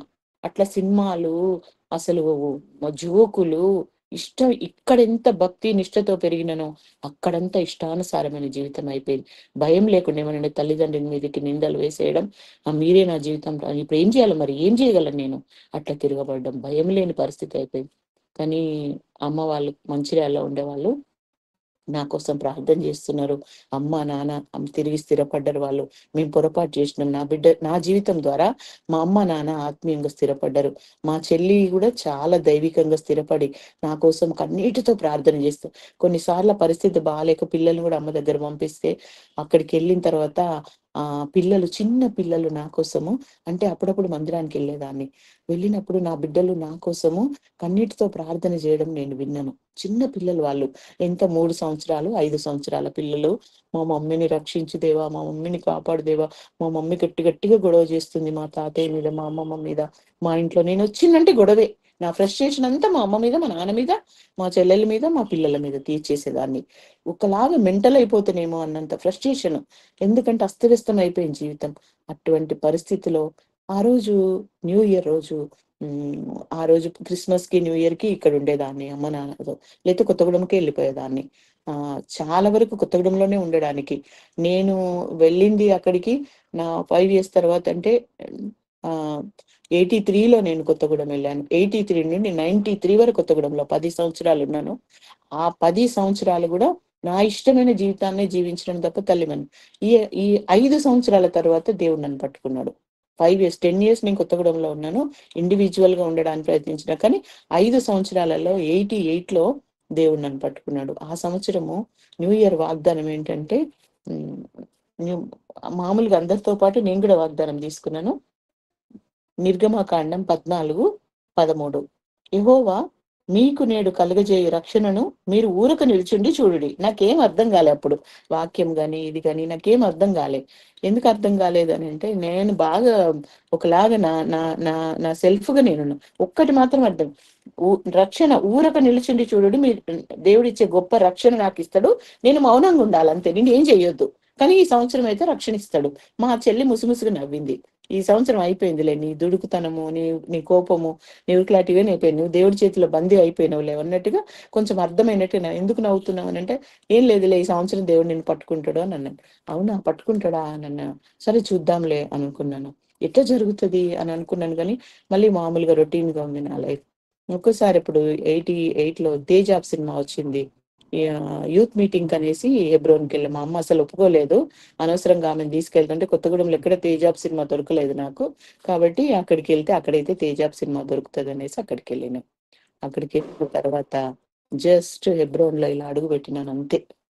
హెబ్రోన్లో ఇలా అడుగు పెడితే తరాలు తరాలు ఇట్లా సముద్రపు అలలలాగా దేవుని పాటలు వినబడతా ఉన్నాయి. నాకు ఇంత రోమాలన్నీ ఇట్లా లేస్తున్నాయి. నేనేంటి, ఒక విచ్చలవిడి ప్రపంచం నుండి ఒక పరిశుద్ధమైన స్థలంలోనికి వస్తే మనకు ఆ సన్నిధి అనుభవించడము ఎంత అద్వితీయంగా ఉంటుందో అది నాకు మాత్రమే అనుభవము. నేను ఇప్పుడు చెప్తున్నా కూడా నాకు ఈ ఒకలాంటి పులకరింపు, ఒకలాంటి ఇట్లా రోమాలన్నీ ఒకలాగా ఇదైపో నిండు నిండు అమ్మ. మనము నీళ్ళల్లో పూర్తిగా మునిగిపోతున్న వ్యక్తి బయటకు వచ్చిన తర్వాత ఊపిరి తీర్చుకుంటాడు కదా, అట్లా ఊపిరి తీర్చుకునే, ఇదేం ప్రపంచం, ఇదేం సంతోషం, ఇదేం ఆనందం, ఇదేమి అసలు, ఇది ఇక్కడ దేవదూతలాగా ఉన్నారు వీళ్ళు, తెల్ల బట్టలు, ఆ పాటలు ఏంటి అసలు, ఆ పాటల మాధుర్యం ఏంటి అసలు, అసలు మహిమతో నిండి ఉంది హెబ్రోన్ ఆ దినాలలో. బక్సింగ్ అంకుల్ చైర్లోనే ఉన్నారు, కానీ అంకుల్ని కాన్వికేషన్, యూత్ మీటింగ్ అయిపోయిన లాస్ట్ డే, కాన్వికేషన్ అయిపోయిన లాస్ట్ డే అలా కూర్చోబెడతారు అంకుల్ని. ఆ అంకుల్ రాకడ కోసం ఎదురు చూసేవాళ్ళం, అయినా కిటికీ దగ్గరికి వెళ్ళి రోజు చూసేవాళ్ళము. ఆయన వెళ్ళిన తర్వాత హెబ్రోన్ వాతావరణం అదంతా దేవుడు నాతో మాట్లాడడం స్టార్ట్ చేసినాడు. వాక్యము యూత్ మీటింగ్ కదా, చాలా వరకు సాక్ష్యాలు ఉంటాయి. ఫస్ట్ సాక్ష్యం ద్వారానే దేవుడు నాతో మాట్లాడుతా ఉంటే అప్పుడే వింటున్నా కళ్ళంబడి నీళ్ళు కారిపోతున్నాయి. అందరు నన్నే చూస్తున్నారు, తుడుచుకుంటున్నా. కొత్తగూడెం జీవితం గుర్తుకొస్తుంది, ఈ హెబ్రోన్ జీవితం గుర్తుకొస్తుంది, చిన్నతనం గుర్తుకొస్తుంది, నాన్న నేర్పిన క్రమశిక్షణ. మధ్యలో ఏం జరిగింది, నా జీవితం మధ్యలో ఏమైపోయింది, ఒక అగ్నిగుండంలో పడిపోయినాను కదా అని. అసలు లైఫ్ ఏమైంది, ఇలా ఎందుకైంది నా జీవితం, ఇట్లా ఎందుకు అయిపోయింది అని భయపడతా ఉన్నా, బాధపడతా ఉన్నా, కన్నీరు కాల్సిన గతమంతా గుర్తు చేసుకుంటూ, ప్రభా ఇది ఇక్కడ, ఈ ఆనందం నాకు అప్పుడెందుకు దొరకలేదు, ఈ సంతోషం నాకు ఎందుకు దొరకలేదు, నన్ను హెబ్రోన్లో పారేస్తే అయిపోయేది కదా పెళ్లి చేయకుండా, ఈ సిస్టర్ల మధ్యలో పడేస్తే అయిపోయేది కదా, నాకు అసలు మా అమ్మ పెళ్ళెందుకు చేసింది, నాకు ఒక ఇద్దరు బిడ్డలా, నాకు పెళ్ళైందా అని గతమంతా గుర్తు చేసుకుంటే ఒక కలలాగా, ఒక భయంకరమైన పీడ కలలాగా అనిపిస్తుంది. పొగిలి పొగిలి ఏడుపొస్తుంది. గుండె ఇట్లా చింపుకొని ఏడుస్తున్నా. ఎంత ఆపినా ఇట్లా అందరూ చూస్తున్నారన్న విషయం తెలిసినా కూడా నాకు ఓపిక మా చెల్లి ఇట్లా తడతా ఉంది, కంట్రోల్ యువర్ సెల్ఫ్ అని. అస్సలు కంట్రోల్ అయితలేదు. బాగా ఏడ్చినాను. గుండెంతా భారం దిగిపెట్టి లేచుకుని, ప్రభా నేను ఇక్కడి నుంచి ఎక్కడికి పంపించు ప్రభా, నీ పాదాల దగ్గర ఉంటా ప్రభా, ఈ బయట లోకంలో నేను కలవలేను, ఇంకా నేను వెళ్ళలేను. బయట గుర్తుకొస్తే భయమేస్తుంది నాకు. అమ్మో, నేను బయటకు వాళ్ళ చీకట్లో పోవడానికి, వెలుగులో ఉన్న వ్యక్తి చీకట్లోకి వెళ్ళడానికి ఎంత భయపడతాడో అంత భయపడిపోతున్నాను. మా చెల్లెకి ఏం అర్థమైతలే. మా అక్క ఏదొచ్చినా విపరీతంగా చేస్తుంది. విపరీతంగా వస్తే విపరీతంగా ఎక్స్ట్రీమ్కి వెళ్ళిపోతాను నేను ఏదైనా అనేసి వెళ్ళి అసలు ఏం అర్థమైతలేదు నాకు. అప్పుడే బైబిల్ అంతా తీసుకుంటున్నా, చదువుకుంటున్నా, ఆంటీ వాళ్ళని కలుస్తున్నా, మాట్లాడుతున్నా, తెలుసుకుంటున్నా అన్ని విషయాలు. ఇప్పుడు ఇంకా బాప్తీసాలకు పేర్లు ఇస్తా ఉంటే అప్పుడే ఒప్పుకున్నాను, ప్రభా నన్ను క్షమించని. ప్రార్థన ప్రార్థన కన్నీరు ప్రార్థనతో ఒప్పుకున్నాను. అప్పుడే క్షమాపణ అడిగినాను. తేలికైంది. ఆ 7 రోజులు ఆ యూత్ మీటింగ్ అన్ని రోజుల్లో దేవుడు మాట్లాడుతూ వచ్చినాడు, బాప్తీసం కోసం ఒప్పిస్తూ వస్తున్నాడు. కానీ బాప్తీసం నేను రక్షణ పొంది ఇవాళ బాప్తీసం తీసుకోవచ్చా నాకు తెలియదు. ఎట్లా, ఏం చేయాలి నేను అని ఉన్న దైవ సేవకులను అందరిని అడుగుతున్నా. గ్రూప్ టీచర్స్ ఉంటారు మాకు. అప్పుడు ఇట్లా బూత్స్ ఏర్పాటు చేసి బూత్ లో ఒక ఆంటీని పెట్టి ఆమెతో మాట్లాడిపిస్తా ఉంటారు. చెప్తే ఆమెను అడుగుతున్నా, నేను బాప్తీసం తీసుకోవచ్చా అంటే వాళ్ళు ఇది ఐతుకు తీసి చూపించి చదివిపిస్తున్నారు అంతేగాని తీసుకో అని అనట్లేదు. అవునమ్మా నువ్వు తీసుకోవచ్చు అని ఆ ఒక్క మాట ఎవరి నోటి నుండి వస్తలేదు. నేను ఒకటే కండిషన్ పెట్టి, అవునమ్మా నువ్వు తీసుకోవచ్చు, నువ్వు అర్హురాలివి, ఎందుకంటే యేసు ప్రభు నమ్ముకుని పాపక్షమాపణ పొందిన తర్వాత ఇదిగో ఇక్కడ నీళ్ళగా ఉంటుంది కదా, ఇక్కడ చేయంటే ఈ వాక్యం నాకు అర్థం కావట్లేదు. జస్ట్ మీ నోటి నుండి రావాలి నాకు, నేను బాప్తిజం తీసుకోలే, బయటకు అడుగు పెట్టాలి హెబ్రోన్ నుండి అని అడిగినాను. అడిగితే సరే అమ్మా అని అన్నారు. ఒక్క బ్రదర్ నోటి నుండి వచ్చింది. అమ్మయ్య, నేను ఎక్స్పెక్ట్ చేసింది ఒక 20 మందిని అడిగితే అప్పుడు వచ్చింది.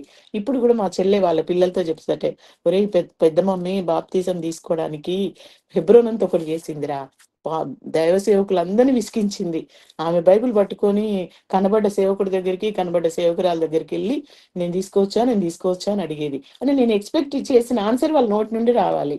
ఎట్లా చేసి అప్పుడు దైవజనులతోని అప్పుడు బాప్తిసంలో పాల్గొందిన తర్వాత అప్పుడు ఎంత పవిత్రంగా తెల్లని వస్త్రాలతోని బయటకు వచ్చినాక అప్పుడు అనిపించింది, ఇంకా కొత్తగూడెం వెళ్ళను, ఇంకెక్కడికి వెళ్ళను ప్రభా, నీ సన్నిధిలోనే ఉంటా, నేను ఇక్కడే ఉంటా అనుకున్నా. కానీ ఉన్న పరిస్థితులను బట్టి వెళ్ళక తప్పదు.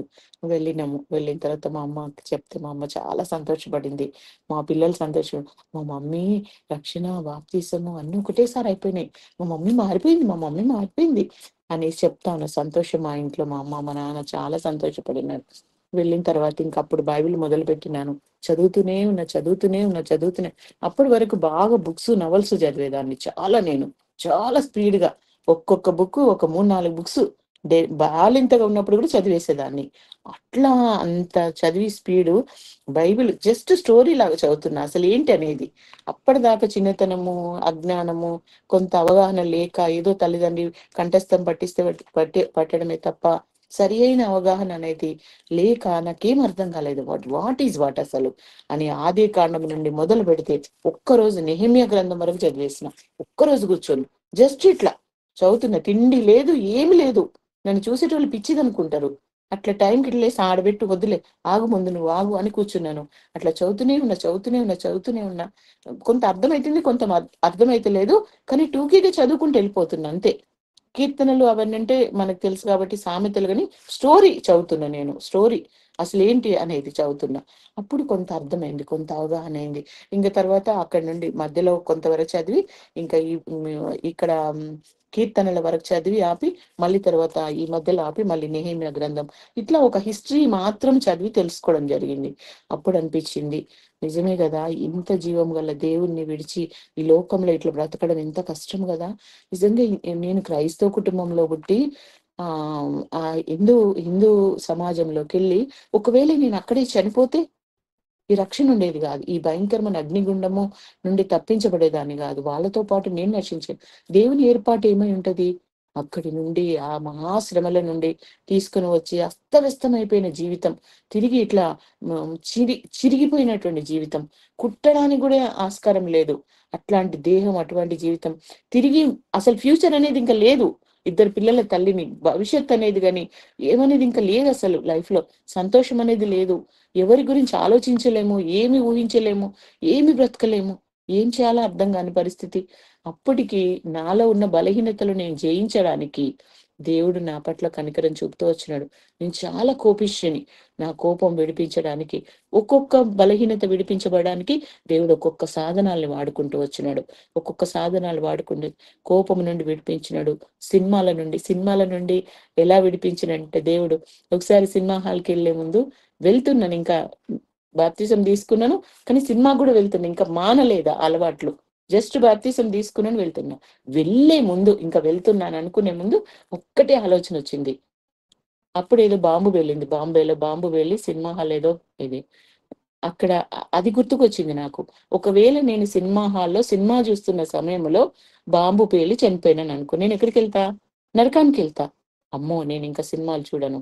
అప్పటి నుండి సినిమాలు హాల్కి వెళ్ళడం అంటే నాకు భయం. ఇంకా అమ్మో, నేను అక్కడ చచ్చిపోతే, నేను ఎక్కడుండి ఏమి చేస్తుండగా చనిపోతే నేను నరకానికి వెళ్తా.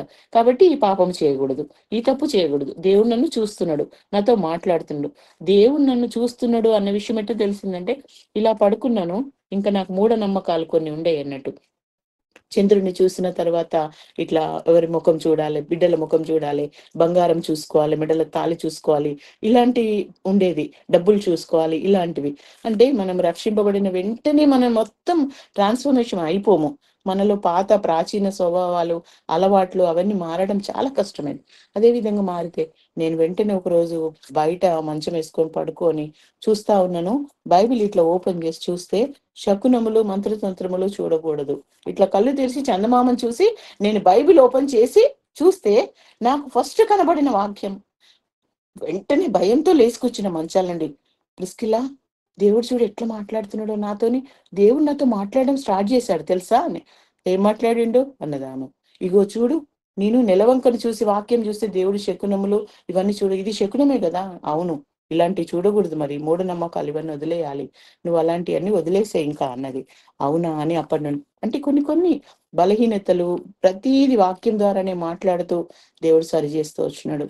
అనేక పరిస్థితుల గుండా దేవుడు నన్ను ఆ ఆ ఆచారాల నుండి, ఆ బంధకాల నుండి, ఆ బలహీనతల నుంచి విడిపించడానికి. ఇంకొకటి, ఒక బిజినెస్ లో ఒక పార్ట్నర్ పెట్టుకొని ఒక బిజినెస్ చేస్తా ఉండేదాన్ని, షాపులో రన్ చేస్తుండేదాన్ని. ఆ షాపులో ఒక సమస్య వచ్చింది. ఆ సమయంలోనే ఆ సమస్య వచ్చి నేను లేని సమయంలో నా పార్ట్నర్ నా షాప్ లో సామాన్లు అన్ని తీసుకెళ్లి అమ్మేసుకున్నాడు. నేను ఇంటికి వెళ్ళి వచ్చే లోపల మొత్తం ఖాళీ అయిపోయింది. ఆ విషయంలో మేము ఆ ఎమ్మెల్యే దగ్గరికి వెళ్ళి ఆ లీడర్ల దగ్గరికి వెళ్ళి కలిసి ఇట్లా అన్యాయం జరిగిందని చెప్పుకునే క్రమంలో వాళ్ళు నా పైన సింపతి చూపిస్తూనే, అమ్మా మీరు రేపు రండి, మీరు ఎల్లుండి రండి, ఫలానా మీటింగ్ జరుగుతుంది అక్కడికి రండి, ఫలానా మీటింగ్ జరుగుతుంది ఇక్కడికి రండి అంటే, నేను అక్కడికి వెళ్ళడం ద్వారా నాకు అప్పుడు ఎంత ఒక 22 years ఉంటాయేమో. నేను వెళ్ళి అక్కడ ఉండగానే ఫస్ట్ నాకు స్టేజ్ పైన ఈ మీటింగ్ అయినాక మాట్లాడతాను, స్టేజ్ మీద సీట్ ఆఫర్ చేసేవాళ్ళు. నేను వెళ్ళి కూర్చుంటే ఈమెవరో లీడర్ లాగుంది, ఈమెవరో లీడర్ లాగుందని అందరూ లేడీస్ అందరూ నా దగ్గరికి రావడము, వాళ్ళు ఎమ్మెల్యేలు నాకు ఇంపార్టెన్స్ ఇవ్వడము. అక్కడ నేను చిన్న చిన్నగా రాజకీయాలలో దేవుణ్ణిలో ఉంటూ రాజకీయాలలో ఉంటూ రెండు పడవల మీద కాలేసినట్టుగా ఉంటున్నా నేను. దేవుడి భయం లోపల ఉంది, అయినా రాజకీయాల్లో ఉంటే తప్పేముంది, తప్పేం లేదు కదా, అయినా ఒకరికి మేలు చేస్తున్నాం కదా, ఒకరికి మంచి చేస్తున్నాం కదా, మనం తప్పేం చేస్తున్నాం కదా అనుకుంటా ఆ పంచాయతీలు తీర్చడము, ఆ కొందరు అన్యాయమైన వాళ్ళు, అమ్మాయిలను అన్యాయం చేసిన వాళ్ళు వస్తే వాళ్ళకు తీర్పులు తీర్చడము. మొత్తం అక్కడ పెద్ద యూనియన్స్, కొత్తగూడెంలో పెద్ద లీడర్లు ఉండేవాళ్ళు, సిపిఐ, సిపిఎం, కాంగ్రెస్, తెలుగుదేశం, అందరు లీడర్లు. నేను కాంగ్రెస్ లో ఉండేదాన్ని. అందరు వస్తే కూడా ఎవరి మాట నెగ్లనిచ్చేదాన్ని కాదు. పద్మ చెప్పిందంటే ఖచ్చితంగా ఆమెది నెగ్గుతుంది, ఎవరిది నెగ్గదు. ఎమ్మెల్యే ఉన్నా అక్కడ, సార్ ఇది అన్యాయం కదా అట్లా, ఎందుకంటే మన క్రైస్తవత్వం మనలో ఉంటది కదా, మనం అన్యాయాన్ని సహించలేం. అది అన్యాయం కదా, మీరు అట్లా చేయడం తప్పు కదా, మీరు అట్లా తప్పు చేసిన వ్యక్తిని మీరు ఎట్లా ఇడిపిస్తారు, అట్లా ఇడిపి కూడా పబ్లిక్ అడిగేసేదాన్ని అమాయకంగా. అడిగేస్తే నా ముందు ఒక ఎమ్మెల్యే ఇటు జనాల ఏమనలేక, సరే కరెక్టే, మరి వాడిని జైలు వేసి ఆమెను ఇంటికి పంపిద్దాంలే అని అక్కడ అంటే నా అమాయకత్వము, నా ఇన్నోసెన్సీ వాళ్ళని బహిరంగంగా పట్టించేసినట్టు అయ్యేది.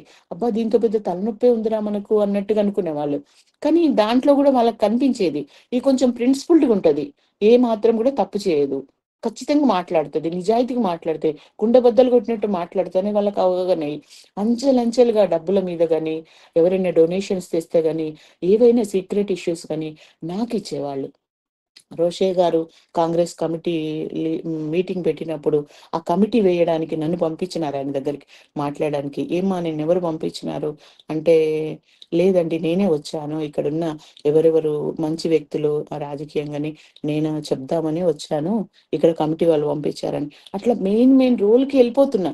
పివి రంగయ్య నాయుడు అప్పుడు ఎంపీ ఉండే, ఆయన కూడా వచ్చి నన్ను కూతురులాగా ఉండి, ఒక టెలికాం ఆఫీసర్ ప్రసాద్ రావు గారని కొత్తగూడెంలో ఉండేవాడు అన్న, అన్న కూడా ఉద్యోగము బాధ్యతతోని అన్న వచ్చి ఆ అక్కడ మినిస్టర్ గారి దగ్గర ఉన్నాడు, నన్ను చూస్తున్నాడు. మేమిద్దరం మాట్లాడుకునేటప్పుడు నేను క్రిస్టియన్ అన్న సంగతి ఆయనకు అర్థమవుతుంది, ఆయన క్రైస్తవుడు అన్న సంగతి నాకు అర్థమవుతుంది. రంగయ్య నాయుడు గారు చెప్పారు కదా, ఈ మా కొత్తగూడెంలో టెలిఫోన్ బుక్స్ ఏమి ఇవ్వాలన్నా పద్మం తీసుకొని వెళ్ళి, పద్మ సైన్ లేకుండా ఇవ్వకండి, నేను ఆమెను ఇక్కడ ఆథరైజేషన్ ఇస్తున్నా అని అన్నకు పరిచయం చేసినారు. అన్న ఒకసారి అమ్మ మీరు రేపు పొద్దున ఒకసారి ఆఫీస్కి రండి అన్నాడు. ఆఫీస్కి రండి అంటే నేను ఆఫీస్కి వెళ్ళి చూస్తే అన్న దగ్గర మొత్తం రూమ్ లో అన్ని దేవుని వాక్యాలు ఉన్నాయి. చూడగానే నా చెంప మీద కొట్టినట్టుగా అయింది, నా వీపులో ఒక్కటి వేసినట్టుగా అయింది.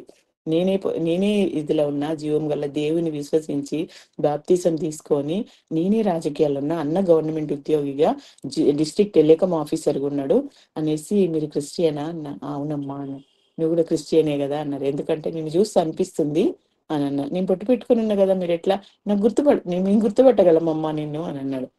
ఏంటి నువ్వు ఎందుకున్నావు ఇక్కడ అని అన్న, కొన్ని పరిస్థితులను బట్టున్నా నాకు కొంచెం షాప్ పోయింది, నా షాప్ విషయంలో న్యాయం చేస్తారని వెళ్తే నన్ను చిన్నగా దీంట్లోకి ఇన్వాల్వ్ చేసిన, ఇప్పుడు పీకల్లో దాకా వెళ్ళిపోయినాను, నేను ఎట్లా బయటికి రావాలో నాకు అర్థం కావటం లేదు, అన్ని కొన్ని రెస్పాన్సిబిలిటీస్ ఉన్నాయి అని అంటే, అట్లా కాదమ్మా నువ్వు 3 వారాలు మందిరానికి రా, 3 వారాలు మందిరానికి వస్తే తర్వాత దేవుడు చూసుకుంటాడు, ఇక నీ ఇష్టం, నీకు రావాలనిపిస్తే రా, లేకుంటే లేదు అని అన్నాడు. 3 వారాలు మందిరానికి వెళ్ళినాను, ఇంకెప్పుడు వెనక్కి తిరిగి చూడలేదు. వెళ్తూనే వచ్చినాను. కానీ బయట నేను ఎంత పెద్ద లీడర్ను, బయట పెద్ద లీడర్లను వణికిచ్చేదాన్ని, బయట నక్సలైట్లు వచ్చి నా ఇంట్లో షెల్టర్ తీసుకునే వాళ్ళు, మర్డర్ చేసిన వాళ్ళు వస్తే పోలీసు వాళ్ళకి అప్పచెప్పే బాధ్యత నాదే, నా ఇంట్లో షెల్టర్ ఇచ్చి పద్మ ఇక్కడ ఉంచు వీళ్ళని, తర్వాత మేము వాళ్ళని సరెండర్ చేసే వరకు నీ దగ్గర ఉంచు అని, ఇలా ఒక పద్మక్క అంటే పద్మక్క లాగానే ఉండేదాన్ని.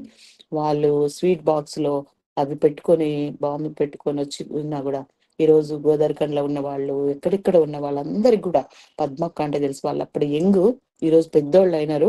కొన్ని ఇఫ్ట్ ఒక పెద్ద నాయకులు నా దగ్గర వచ్చి దాక్కునే వాళ్ళు ఉండేవాళ్ళు. వాళ్ళను చంపేయడానికి వాళ్ళ జనశక్తి వీళ్ళు ప్రయత్నించినప్పుడు, సికాస వాళ్ళు ప్రయత్నించినప్పుడు నా దగ్గర నేను ఒక అమాయకంగా ఒక ఒక పెద్ద కంపౌండ్ లో ఒక నాకంటే మించిన బలవంతులైన వాళ్ళ చేతిలా నేను ఒక బలహీనంగా, ఒక పావురపు ఒక గువ్వలాగా ఒదిగిపోయి నలిగిపోయిన నేను ఇంకొకరికి నేను ఆశ్రయం ఇచ్చేంత ఎదగడం నాకు చాలా గ్రేట్. నేను చాలా గ్రేట్ అయిపోయినా, పెద్ద లీడర్ అయిపోయినా, పెద్ద మెచ్యూరిటీ వచ్చేసింది, నాకు చాలా ఎదిగిపోయినా అని ఒక భ్రమలో ఉండేదాన్ని. కానీ రహస్యం అందు చూసే దేవుడికి అర్థమవుతుంది, ఈ చివరికి ఇలా భయంకరమైన రాజకీయ కుళ్ళులో, కుతంత్రాలలో, ఆ భయంకరమైన పాపపు ఆ యొక్క మీకు వనమా నాగేశ్వరరావు అట్లాంటి వ్యక్తులు ఇప్పటికి కూడా వాళ్ళ గురించి మీరు పేపర్లో విని ఉంటారు. వాళ్ళకు నేను అత్యంత సన్నిహితురాల్ని, కానీ నా జోలికి రాదు. ఎందుకంటే మా అన్నలు చాలా ఇది అక్కడ చిన్ననాగి పెద్దనాగి అంటే కొత్తగూడెంలో ఫేమస్, వాళ్ళు నా జోలికి రారు. నేను ఒక్కసారి సీరియస్ గా చూస్తే ఎవ్వరు కూడా నా జోలికి రారు. నేను అంత నా క్యారెక్టర్ ని అంత బాగా కాపాడుకునేదాన్ని. నేను ఎస్ఐలు కూడా చెప్పేవాళ్ళు, ఆ మొక్కతే నిజాయితీగా ఉంటది, ఖచ్చితంగా మాట్లాడుతుంది, మీటింగ్ అయిందని ఇంటికే వెళ్తుంది, మళ్ళీ ఆమె ఎక్కడికి వెళ్ళదు. అట్లా చాలా రోషంగా ఉండేదాన్ని. ఎంత పెద్ద మర్డర్ చేసినాడైనా తిట్టి పడేసేదాన్ని అందరి ముందు. అట్లా ఈ ఈ వ్యక్తిత్వాన్ని దేవుడు చూసి, ఈ మనిషి ఇక్కడ ఉండకూడదు, నా నా నా బిడ్డగా మారాలి ఈమె, కానీ ఈమెను ఎలా తీసుకురావాలి అని నేనేం చేస్తున్నా, అక్కడే ఎమ్మెల్యేలు ఎంపీలతోని ఒక టెలిఫోన్ బూతో లేకుంటే ఇంకేదో కాంట్రాక్టో ఏదో తీసుకొని బ్రతకొచ్చు. కానీ రాజకీయంగా మనం వెళ్తే అన్యాయం చేయాలి, అక్రమం చేయాలి. ఎమ్మెల్యే అయినా పర్వాలేదు, నువ్వు ఎంపీ అయినా పర్వాలేదు, నువ్వు అక్రమమైన సంపాదన చేయాలి, అక్రమంగా ఖర్చు పెట్టాలి, అబద్ధం మాట్లాడాలి, మోసాలు చేయాలి, ఇలాగే ఉండాలి. నేను ఆ మార్గంలోకి నెట్టివేయబడుతున్నా.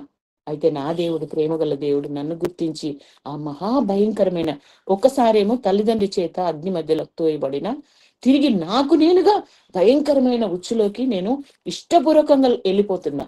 అయితే అగ్ని మధ్య నుండి లాగినట్లుగా దేవుడు నన్ను అక్కడి నుండి లాగడానికి ఒక మధ్యాహ్న కాలం 3 గంటల వేళ దేవుడు నన్ను దర్శించినాడు. తినడానికి తిండి లేని పరిస్థితిలో, బయట అయితే పుడింగిలాగా తిరుగుతా ఉన్నా కానీ ఇంట్లో ఇంట్లో గిన్నెలు చిప్పలు కొట్లాడుతున్నాయి. ఏమి లేదు, తినడానికి కూడా తిండి లేదు. అటువంటి పరిస్థితులలో దేవుడు 3 గంటల వేళ దినకర మంకులు వాక్యం వస్తుంది. వాక్యం వింటున్నా నేను. నేనే ఆధారం, ఆధారం నీవేనయ్యా నా ప్రభువా.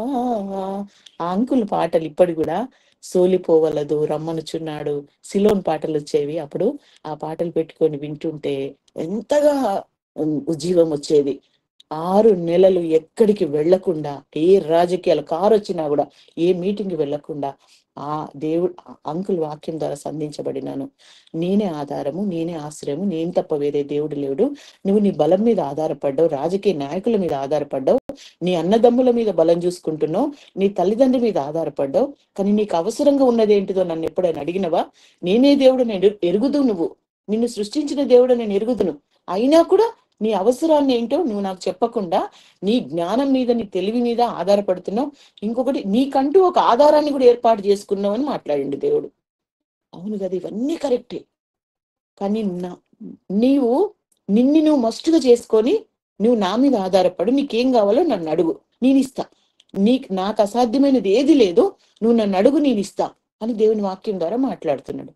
నేను ఇట్లనే కూర్చొని బట్టలు కుట్టుకుంటూ, ప్రభా ఒక 1000 రూపాయల ఉద్యోగమే కదా, ఈ రాజకీయాలు గీజకీయాలు అన్ని మానేస్తా ప్రభా, నేను ఎక్కడికి వెళ్ళను ప్రభా, నీ పాదాలు పట్టుకుని బ్రతుకుతా ప్రభా, నాకు ఒక్క 1000 రూపాయలు ఉండే ఉద్యోగం ఈ ప్రభా అని అడిగినాను. దుఃఖంతో వెళ్ళి వెనుక రూమ్ లోకి వెళ్ళి ఒక్క హాఫ్ అన్ అవర్, నేను, మా చెల్లి, మా పెద్దమ్మ కూతురు కూడా ఉంది కొత్తగూడెంలో, ఆ చెల్లి కూడా ఉంది, బాగా ఆమె హాల్లో ఏడుస్తుంది, నేను పోయి రూమ్ లో ఏడుస్తా ఉన్నా. ఏడ్చి ప్రభు దగ్గర ఒప్పుకొని, ప్రభా నీకు ఉద్యోగం ఇచ్చినా ఇవ్వకున్నా పర్వాలేదు ప్రభా, నేను నీ పాదాలు వదిలిపెట్టను, నువ్వు మాట్లాడిన మాటలు నేను ఇంకా మర్చిపోను, నువ్వు నన్ను ఆశీర్వదించే వరకు నీ పాదాలు వదిలిపెట్టను అని నేను వెళ్ళి అక్కడుండి ఏడుస్తా ఉన్నా, కన్నీటితో ఏడుస్తా ఉన్నా. ప్రభు నన్ను కనికరించినాడు. 6 నెలలు తిరగలేదు. మా చెల్లికి ఏదో ఉద్యోగం రావాలంటే నేను వెళ్ళి అప్లికేషన్ ట్రాన్స్ఫర్ కోసం అని లెటర్ రాసుకొని వెళ్ళి అప్లికేషన్ ఇవ్వడానికని వెళ్ళి నేను ఇస్తే ఆయన అన్నాడు, అమ్మా నువ్వేం చేస్తున్నావు అమ్మా అంటే, నేనేం చేయట్లేదండి అంటే, నువ్వేం చేసినావు అంటే, నేను ట్రైనింగ్ చేసినానండి 10th అయిన తర్వాత అంటే, అమ్మ పోస్టింగ్స్ పడ్డాయి అప్లై చేయన్నారు. నేను ఎక్కడో కొత్తగూడెం అండి, ఇక్కడ ఎట్లా అప్లై, ఇది నీ లోకలే కదా, నీ ఎడ్యుకేషన్, అవును కరెక్టే, 10th వరకు ఇక్కడేగా చేయను, అవును ఇక్కడే అని అంటే, సరే నువ్వు ఎంప్లాయ్మెంట్ చేయించుకొని వెళ్ళి కొత్తగూడెం మళ్ళీ సర్టిఫికేట్స్ పంపమంటే సర్టిఫికేట్స్ పంపించినాను. మీరు నమ్మరు కానీ దేవుడు వాగ్దానం చేసిన 6 నెలల లోపల నేను ఒక ప్రభుత్వ ఉద్యోగిని. నేను 1000 రూపాయల అడిగిన జీతము దేవుడు 2400 జీతంతో నన్ను ఇచ్చినాడు. ఉద్యోగం ఇచ్చుడు మాత్రమే కాదు కానీ దినదినము నిజంగా ఆత్మీయంగా ఎన్నో విషయాలు దేవుడు నేర్పుతూ పరిపూర్ణతలోనికి, రక్షింపబడక ముందు ఒక విధమైన సమస్యలు, రక్షింపబడిన తర్వాత బలహీనతల నుంచి విడిపించబడడానికి ఒక విధమైన సమస్యలు, అక్కడే ఒకవేళ నేను నామకార్థమైన జీవితాన్ని జీవిస్తున్న సమయంలో నేను ఒక జీవనాధారాన్ని ఏర్పాటు చేసుకొని మిగిలి ఉంటే, అక్కడే ఉంటే నేను ఈ రోజు దేవుని ప్రేమను ఇంతగా గుర్తించేదాన్ని కాదు.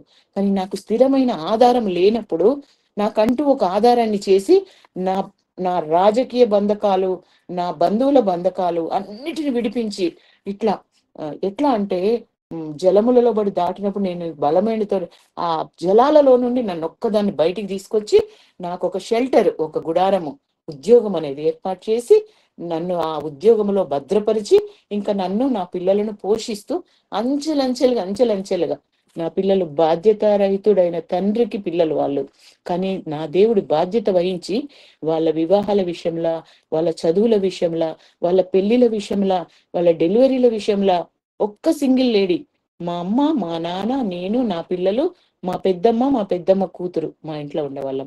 మా చెల్లికి ఉద్యోగం ఉంది, ఆమె పెళ్ళైంది, ఆమె కూడా పిల్లలు. ఈ 6గురము ఆ ఇరుకులో, ఇబ్బందుల్లో, ఆర్థికమైన సమస్యల్లో ఉంటూ దేవుడు అంచెలంచెలుగా ఆశీర్వదిస్తూ వచ్చినాడు. ఈ రోజు పిల్లల పెళ్లిళ్ళైన మనవళ్ళు మనవరాళ్ళు 30 సంవత్సరాల సర్వీస్ లో దేవుడు ఉద్యోగ జీవితంలో కూడా ఎన్నో ఒడిదుడుకులు ఛాలెంజెస్. అసలు నేను ఈ విషయాలు ఇంకా చెప్పాలంటే ఇంకా చాలా సమయం పడుతుంది.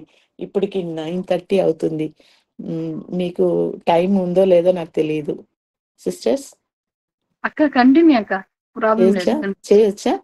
లేదు. ఉద్యోగం దొరికింది. ఉద్యోగం దొరికిన తర్వాత వచ్చి జాయిన్ అయినాను. నాకు కొత్తగూడెం నుండి ఇక్కడికి పోస్టింగ్ కావాలి. నేను ఇక్కడికి రావాలంటే నా పిల్లలు ఇంకా కొత్తగూడెంలోనే ఉన్నారు.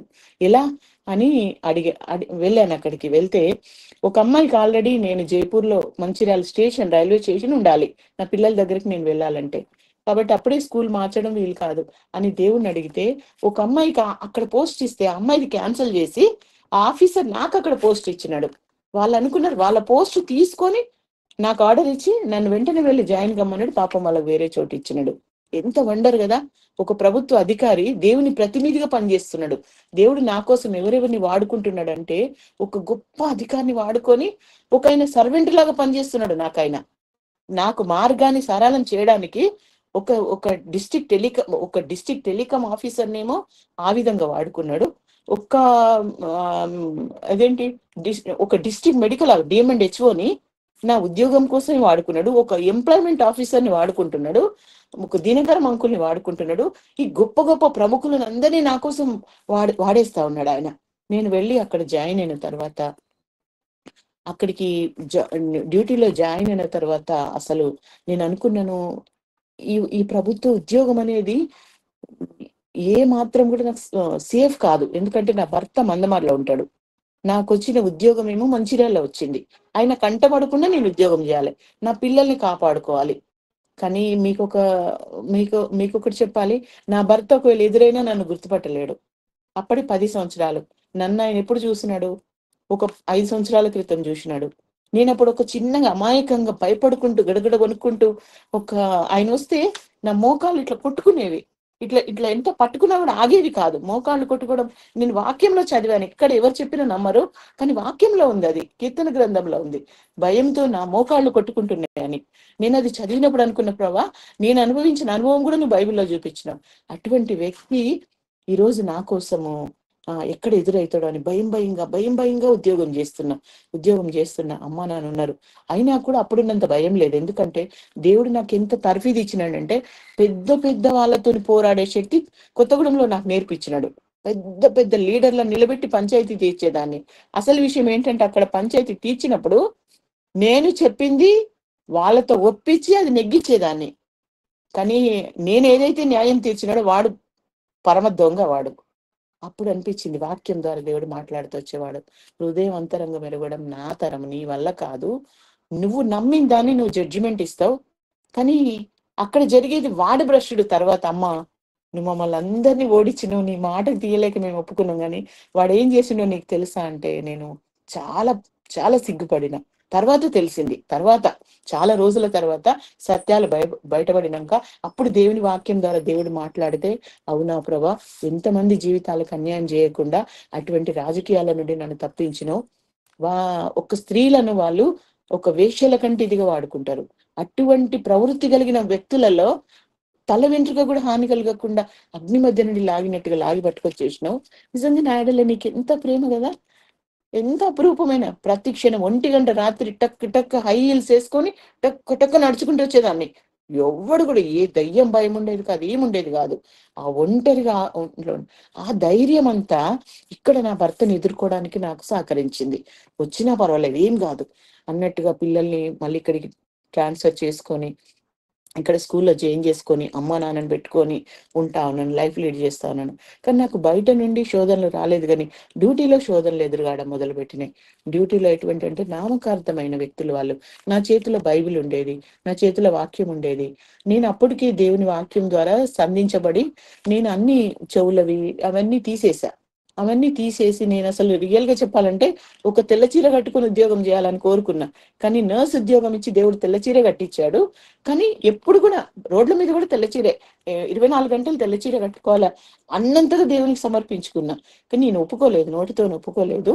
అసలు అట్లా ఉండాలి, సాక్ష్యం ఇటు నుండి కంప్లీట్ ట్రాన్స్ఫర్మేషన్ కావాలి అన్నంతగా నేను అనుకున్నాను.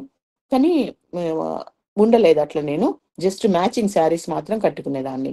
నన్ను నర్సెస్ క్రిస్టియన్సే ఉంటారు, నిజంగా వాళ్ళకి అప్పుడు తెలీదు, నామకార్థంగా ఉన్నారు వాళ్ళు. ఇప్పుడు వాళ్ళకి తెలుసు, ఇప్పుడు నేనేంటి అనేది తెలుసు. కాబట్టి అప్పుడు మామూలుగా కాదు, ప్రతిరోజు బైబిల్లో ప్రతి ఒక్క యక్ష ప్రశ్నలు వేసేవాళ్ళు, ప్రతి రెఫరెన్సెస్ చూపించేదాన్ని, ప్రతి రోజున ఒక పోరాటమే. నేను డ్యూటీలో ప్రతి విషయాన్ని భూతద్దాలు పెట్టి చూసేవాళ్ళు. ప్రతి మిస్టేక్ తెలిసి పద్మని క్వశ్చన్ చేయాలి, నువ్వు దేవుడిని నమ్ముకున్నావేమో, నువ్వు దేవుడిని నమ్ముకున్నావేమో, ఇది ఇట్లనే రాస్తారా, ఇది ఇట్లనే చేస్తారా. Work is God, work is God. Late వచ్చిందనుకో వర్క్ ఈజ్ ముందు పని మీద. దేవుడు దేవుడు అంటే కాదు, ఊక దేవుడు దేవుడు అంటావు, నువ్వేమైనా దేవుడే. ఒక బైబిల్ ఎక్కడ అయినా రెఫరెన్స్, వాళ్ళకి ఏదన్నా వాళ్ళ చర్చిలో ఏదైనా డౌట్ వచ్చిందనుకో పద్మని అడుగుదామని వచ్చేవాళ్ళు, డైరెక్ట్ అడగపోయేవాళ్ళు, ఇండైరెక్ట్ గా శోధించేవాళ్ళు. అది ఎక్కడున్నా చెప్పు, నీకు బాగా తెలుసు అంటావు కదా బైబిల్, ఏది చెప్పు అనేవాళ్ళు. ఉందక్క చూపించు. అయితే అత్తకు కోడలకు జగడం పెట్టడానికి వచ్చినాడు, వాద్యం పెట్టడానికి వచ్చినాడు అని మా నర్సింగ్ సూపరింటెండెంట్ పిలిచి నిలబెట్టి, ఇగో మీ దేవుడు గొప్ప దేవుడు అన్నావు కదా, ఇక్కడ ఏంటి ఇట్లా రాసింది మరి. నేను చెప్తూనే ఉన్నా అక్కడికి, ఆ దేవుడు మంచోడు కాదని చెప్తూనే ఉన్నా, నువ్వు వినవు, ఆయనే మంచోడు అని చెప్తా ఉంటావు అంటది. సరే వాళ్ళు ఎన్ని అన్నా కూడా ఏం చేసినా, ఇగో ఈ మ్యాచింగ్ చీర మ్యాచింగ్ జాకెట్ ఎందుకు కట్టుకుంటున్నావు, నువ్వు వేరే రంగు వేరే జాకెట్, చీర ఒక రంగు జాకెట్ ఒక రంగు వేసుకో, అట్లా ఎందుకు వేసుకుంటావు, అది అది అలంకరించుకున్నట్టు కాదా, అది స్టైల్ గా తయారైనట్టు కాదా, అది కూడా స్టైల్ గా తయారైనట్టే అని అనేవాళ్ళు. ఏమనకపోయేదాన్ని, మౌనంగా ఉండేదాన్ని. అలా ఎన్ని విధాలుగా అంటే ప్రతి విషయంలో. మళ్ళీ అక్కడ మీకు తెలుసు కదా, డెలివరీ చేసినాక డబ్బులు తీసుకోకుండా ఉన్న వాళ్ళంటే మనల్ని ఇక్కడ పట్టిస్తారు అని, అంత నీతిమంతులు ఎవరు లేరు, అందరూ తీసుకుంటారని బ్లేమ్ చేసేవాళ్ళు. కొన్నిసార్లు ఆ డబ్బులు తీసుకున్నప్పుడు కొన్నిసార్లు బయటికి వచ్చినాయి ఒక విషయాలు, బయటికి వచ్చేసి సూపరింటెండెంట్ ముందు నిలబడాల్సిన పరిస్థితి వచ్చింది. పేషెంట్ వాళ్ళు పేరు పెట్టి చూపించి, ఈ అమ్మ కాదు, ఈ అమ్మకి ఇవ్వలేదు, ఇగో ఈమె తీసుకున్నామన్నారు. అప్పుడు మన నీతి నిర్దోషత్వం. నేను అనుకునేదాన్ని, ప్రభా అందరితో పాటు గుంపులో గోవింద నేను కూడా మలినం అవుతున్నా కదా, మరి నా సాక్ష్యం ఎప్పుడు నువ్వు బయటికి తీసుకొస్తావు ప్రభా అని అనేదాన్ని అని అడిగేదాన్ని. అడిగితే నీ నీతిని నిర్దోషత్వాన్ని నేను వెల్లడిపరుస్తా అనేవాడు. ఎప్పుడు వెల్లడిపరుస్తావు ప్రభా అని ప్రతి దానికి దేవుడితో మాట్లాడితే నాకు ఒక పేరు పెట్టేసినారు, దేవుడు పద్మ అని పేరు పెట్టేసినారు. ఆ దేవుడి పద్మ వచ్చిందా, ఆ దేవుడి పద్మ వచ్చిందా అనేవాళ్ళు. అయినా పోరాటం. నాకు అక్కడ ఉండే సర్వీస్ ఏంటంటే, నా నా మెయిన్ గోల్ ఏంటంటే, ఎవరన్నా క్రిస్టియన్స్ వస్తే ఏ సంఘం నుండి వచ్చినా అక్కడ వాళ్ళకి పరిచర్య చేయాలి, నేనున్నా ఇక్కడ మీకోసం అని వాళ్ళను ఇది చేయాలి. మంచిర్యాల మండల్లో ఉన్న ప్రతి దైవ సేవకులకి నేను పద్మక్క తెలుసు, పద్మక్క ఉంటది అట్లనే సత్యవతి కూడా ఇక్కడికి వచ్చి, పాప నా చేతిలోనే పుట్టింది. ఆ రోజు 22 ఏళ్ళ 23 ఏళ్ల క్రితము ఆయన పరిచయము. ఈరోజు నాకు వాళ్ళొక రాజు నా కొడుకు, ఆమె నా కూతురు, దేవుడు ఆత్మీయమైన సంతానం లాగా. నా మనవరాలు క్రిసోలైటు, మోజెస్ నా మనవడు, వాళ్ళు నన్ను తల్లిలాగానే చూస్తారు. అటువంటి అనుబంధం పెంచుకుంటూ, నాకు సొంత వాళ్ళంటే ఎవరు లేరు ఇక్కడ. ఈ ఈ ఎవరైతే పేషెంట్స్ లాగా వచ్చినారో వాళ్ళే నాకు సహాయం చేయడం మొదలు పెడుతున్నారు. నాకేమైనా కష్టం వచ్చిందనుకో, ఏ ఏ సమస్య వచ్చినా నాకు అడ్డం నిలబడుతున్నారు. ఒకసారి అయితే నాకు వచ్చిన సమస్యకి రాజు వచ్చి అడ్డు నిలబడ్డాడు. ఆ టైంలో నా ఇంటి సామాన్లన్నీ ఎత్తుకుపోయినారు. తీసుకెళ్తే రాజు వచ్చి 5,000 కట్టే సామాన్లు ఇడిపించుకొని వచ్చినాడు. చాలా అవమానాలు భరిస్తూ వచ్చిన క్రైస్తవ కుటుంబాలు నన్ను ఇట్లా వేలం వెర్రిలాగా ఇలా నన్ను బజార్లో రోడ్డు మీద నిలబెట్టినాయి. ఆ రోడ్డు మీద నిలబెడితే ఒంటరిగా నా సామాన్లన్నీ ఇట్లా ఎత్తుకొని పోతుంటే ఇలా చూస్తూ నిలబడ్డా. ఆర్థికమైన సమస్యలు, అయిన అవమానకరమైన సమస్యలు, దౌర్జన్యాలు. ఒకసారి అయితే మేమేమి తప్పు చేయలేదు, కేవలం చిన్నపిల్లలు ఇద్దరు కొట్లాడుకున్నారు, మా అమ్మ వెళ్ళి వాళ్ళని అడిగింది అట్లా చేస్తారు అని. మా చెల్లెగిలు వెళ్ళి కొంచెం గట్టిగా మాట్లాడింది, నేను కూడా మాట్లాడినాను. ఆయన పెద్ద రౌడీ, మమ్మల్ని రోడ్డు మీద కొట్టడానికి వస్తే మేము తప్పించుకొని పారిపోయినాం. మా చెల్లె పడిపోతే మా చెల్లెకి ఇక్కడ మోచే దగ్గర దెబ్బ తగిలింది. అయితే మా నాన్నని పట్టుకొని బాగా కొట్టినారు వాళ్ళు. కొట్టి ఇంట్లో నుండి మమ్మల్ని వెళ్ళగొడితే మేము ఇల్లు తిరిగి దాక్కోవడానికి వెళితే ఒక్క క్రైస్తవ కుటుంబం కూడా మాకు షెల్టర్ ఇవ్వలేదు. ఒక్క క్రైస్తవ కుటుంబం మమ్మల్ని, యోహాన్ అంకుల్ అని ఒక్కరు మాత్రం ఒక 2 రోజులు 3 రోజులు ఉంచినారు. వాళ్ళు, మా నాన్న ముసలాయన, మేమిద్దరం ఆడపిల్లలు, మాకు 2 ఆడపిల్లలు, మా అమ్మ అంతే. అంత ఏం చేయలేదు. మరి దుష్టుడు ఎందుకు ఆయనను అంత ప్రేరేపించినాడు మా మీదకి అలా దాడి చేస్తే,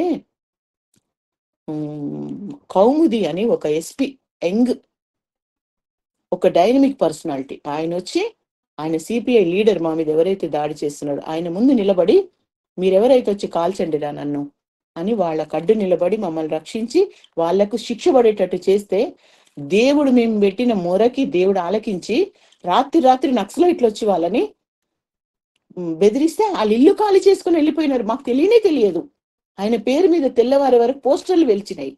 ఈయన నక్సలైట్లకి దగ్గర డబ్బులు ఇస్తూ ఇది చేసినాడని ఆ ఎవరైతే లీడర్ మా మీదకి వచ్చినాడో ఆయన మా పక్షాన దేవుడు ఆయుధదారుడై వచ్చి మాకు మించిన బలవంతుల చేతుల నుండి మమ్మల్ని కాపాడుతూ వచ్చిన పరిస్థితులు, ఎన్నో అవమానకరమైన పరిస్థితులు ఎదుర్కొన్న సంఘం అయితే దైవ సేవకుడు ఒక ఆయన అనేవాడు, ఆ మేడ మీద ఉంటది కదా ఆ ఇల్లు, రాహాబు ఇల్లు అని అంటే నేను మందిరంలో అని, ప్రభా నిజంగా నేను రాహాబునైతే ప్రభా నన్ను క్షమించవా, నీ రక్తంతో కడగవా.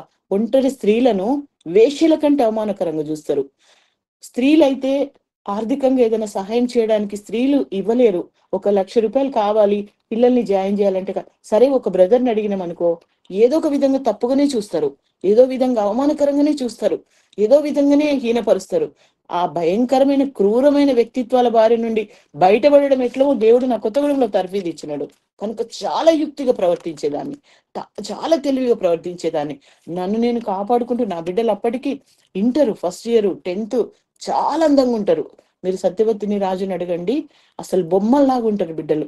అటువంటి బిడ్డల్ని కాపాడుకుంటూ నలుగురు లేడీస్ హాస్టల్ అనేవాళ్ళు మమ్మల్ని, నలుగురం అట్లే యవ్వనంలో ఉండి ఈ భయంకరమైన పరిస్థితులలో ఒక వృద్ధులైన తల్లిదండ్రుని పట్టుకొని ఈ మంచిరాల్లో కూడా అనేకమైన పోరాటాలు పోరాడుతూ వచ్చినాం. ఇట్లా బట్ట కలిసి మీదేసేవాళ్ళు. ఇప్పుడే చూసాం మేము ఆమెను, ఇప్పుడే చూసాం ఆయనతో అనేవాళ్ళు. మౌనంగా ఉండేదాన్ని. మౌనం ప్రభా, ఎప్పటి వరకు ప్రభా ఈ పరిస్థితులు, ఎప్పటి వరకు తప్పించుకోగలను ప్రభా, ఎప్పటి వరకు నన్ను ప్రొటెక్ట్ చేస్తావు ప్రభా, ఎప్పటి వరకు ఈ నేను నిజంగా నేను యథార్థవంతుడిని ఎప్పుడు చూపిస్తాను. నేను ప్రసాదరావు అన్న వాళ్ళ కూతురు ఒక మాట అన్నది నాకు ఒకరోజు, అది గుర్తుకొచ్చింది. ఒక వ్యక్తి పెయింట్ వేస్తున్నాడంట, పెయింట్ వేస్తా ఉంటే ఆ పెయింట్ ఏమైందంట సడన్ గా చెదిరి చేయి తగిలి ఆ పెయింట్ అంతా ఒలికిపోయిందంట, ఒలికిపోయి పెయింట్ అంతా పాడైపోయిందంట. అప్పుడు ఒక వ్యక్తి వచ్చినాడంట, ఒక వ్యక్తి వచ్చి ఆ పాప ఏడుస్తా ఉంటే నేను దీన్ని బాగు చేస్తామ్మా, నేను బాగు చేస్తా దీన్ని అని ఆ పెయింట్ ని ఒక చక్కని కళాఖండం చేస్తున్నాడంట. ఒక చక్కని కళాఖండం, అది ఎగ్జిబిషన్ లో పెడితే ఫస్ట్ ప్రైజ్ ఆ పాపకి వచ్చిందంట. దాన్ని ఆయన తీర్చిదిద్దినాడంట. అట్లనే అస్తవ్యస్తమైపోయిన నా జీవితము దేవుడు ఒక నిందలు, అవమానాలు, హింసలు, శ్రమలు, ఆయా పరిస్థితులు అన్నిటి గుండా దంచి దంచి దంచి దంచి దేవుడు వెలికి తీసుకొచ్చినాడు. ఈరోజు ఒక అమ్మాయి వచ్చి అక్క నా జీవితంలో నా భర్త ఇట్లా నన్ను ఇట్లా చేస్తున్నాడు అక్క అంటే ఆమెను ఆదరించగలను, నేను ఓదార్చగలను. నేను ఒక రాజకీయమైన వ్యక్తి ఒక తన ఒత్తిడితోని, తన బలంతోని, తన అంటే తనకున్న పవర్ తోని చూస్తున్నంటే వాడిని ఎట్లా కట్టుదిట్టం చేయాలో నేను చేయగలను.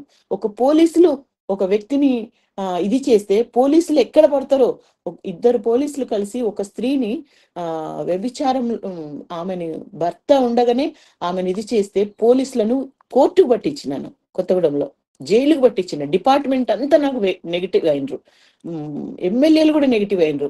కానీ వాళ్ళని మాత్రం ఏమాత్రం వదిలిపెట్టకుండా పోలీసులకు పట్టించినాను, కోర్టుకు పంపించినాను, ఉద్యోగాలు కూడా కొట్టించినాను. అంత టెర్రర్గా ఉండేదాన్ని. ఇక్కడ ఏదైనా అన్యాయం జరిగితే, ఇక్కడ ఇవన్నీ అంత అమాయకంగా, ప్రభుత్వ ఉద్యోగికి పరిమితులు ఉంటాయి కదా, ఇన్నోసెంట్గా ఉండేదాన్ని. నన్ను చూసి ఒక పిచ్చి దానిలాగా, నాకేం తెలియని దానిలాగా, నీకేం అర్థం కాని దానిలాగా ఒక ఇన్నోసెంట్ గా మారిపోయినా.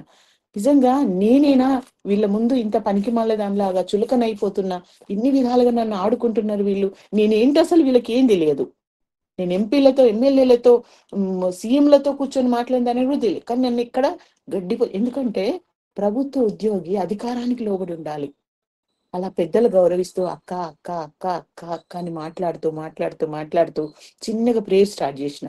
అక్క మనందరం ప్రేయర్ చేసుకుందామా, అక్క మనందరం ప్రేయర్ చేసుకుందామా, ఎక్కడ చేసుకుందామే అని అన్నారు. మనమందరం క్రిస్టియన్స్ కదా అక్క, మనందరం చేసుకుందాం అక్క, ఒకరోజు మా ఇంట్లో చేసుకుందాం, ఒకరోజు మీ ఇంట్లో చేసుకుందామని వాళ్ళని ప్రేయర్కు జమ చేసి ఒక్కొక్కరు ఇంట్లో ప్రేయర్లు పెట్టుకుంటే అందరికీ పద్మ మనకంటే చిన్నది.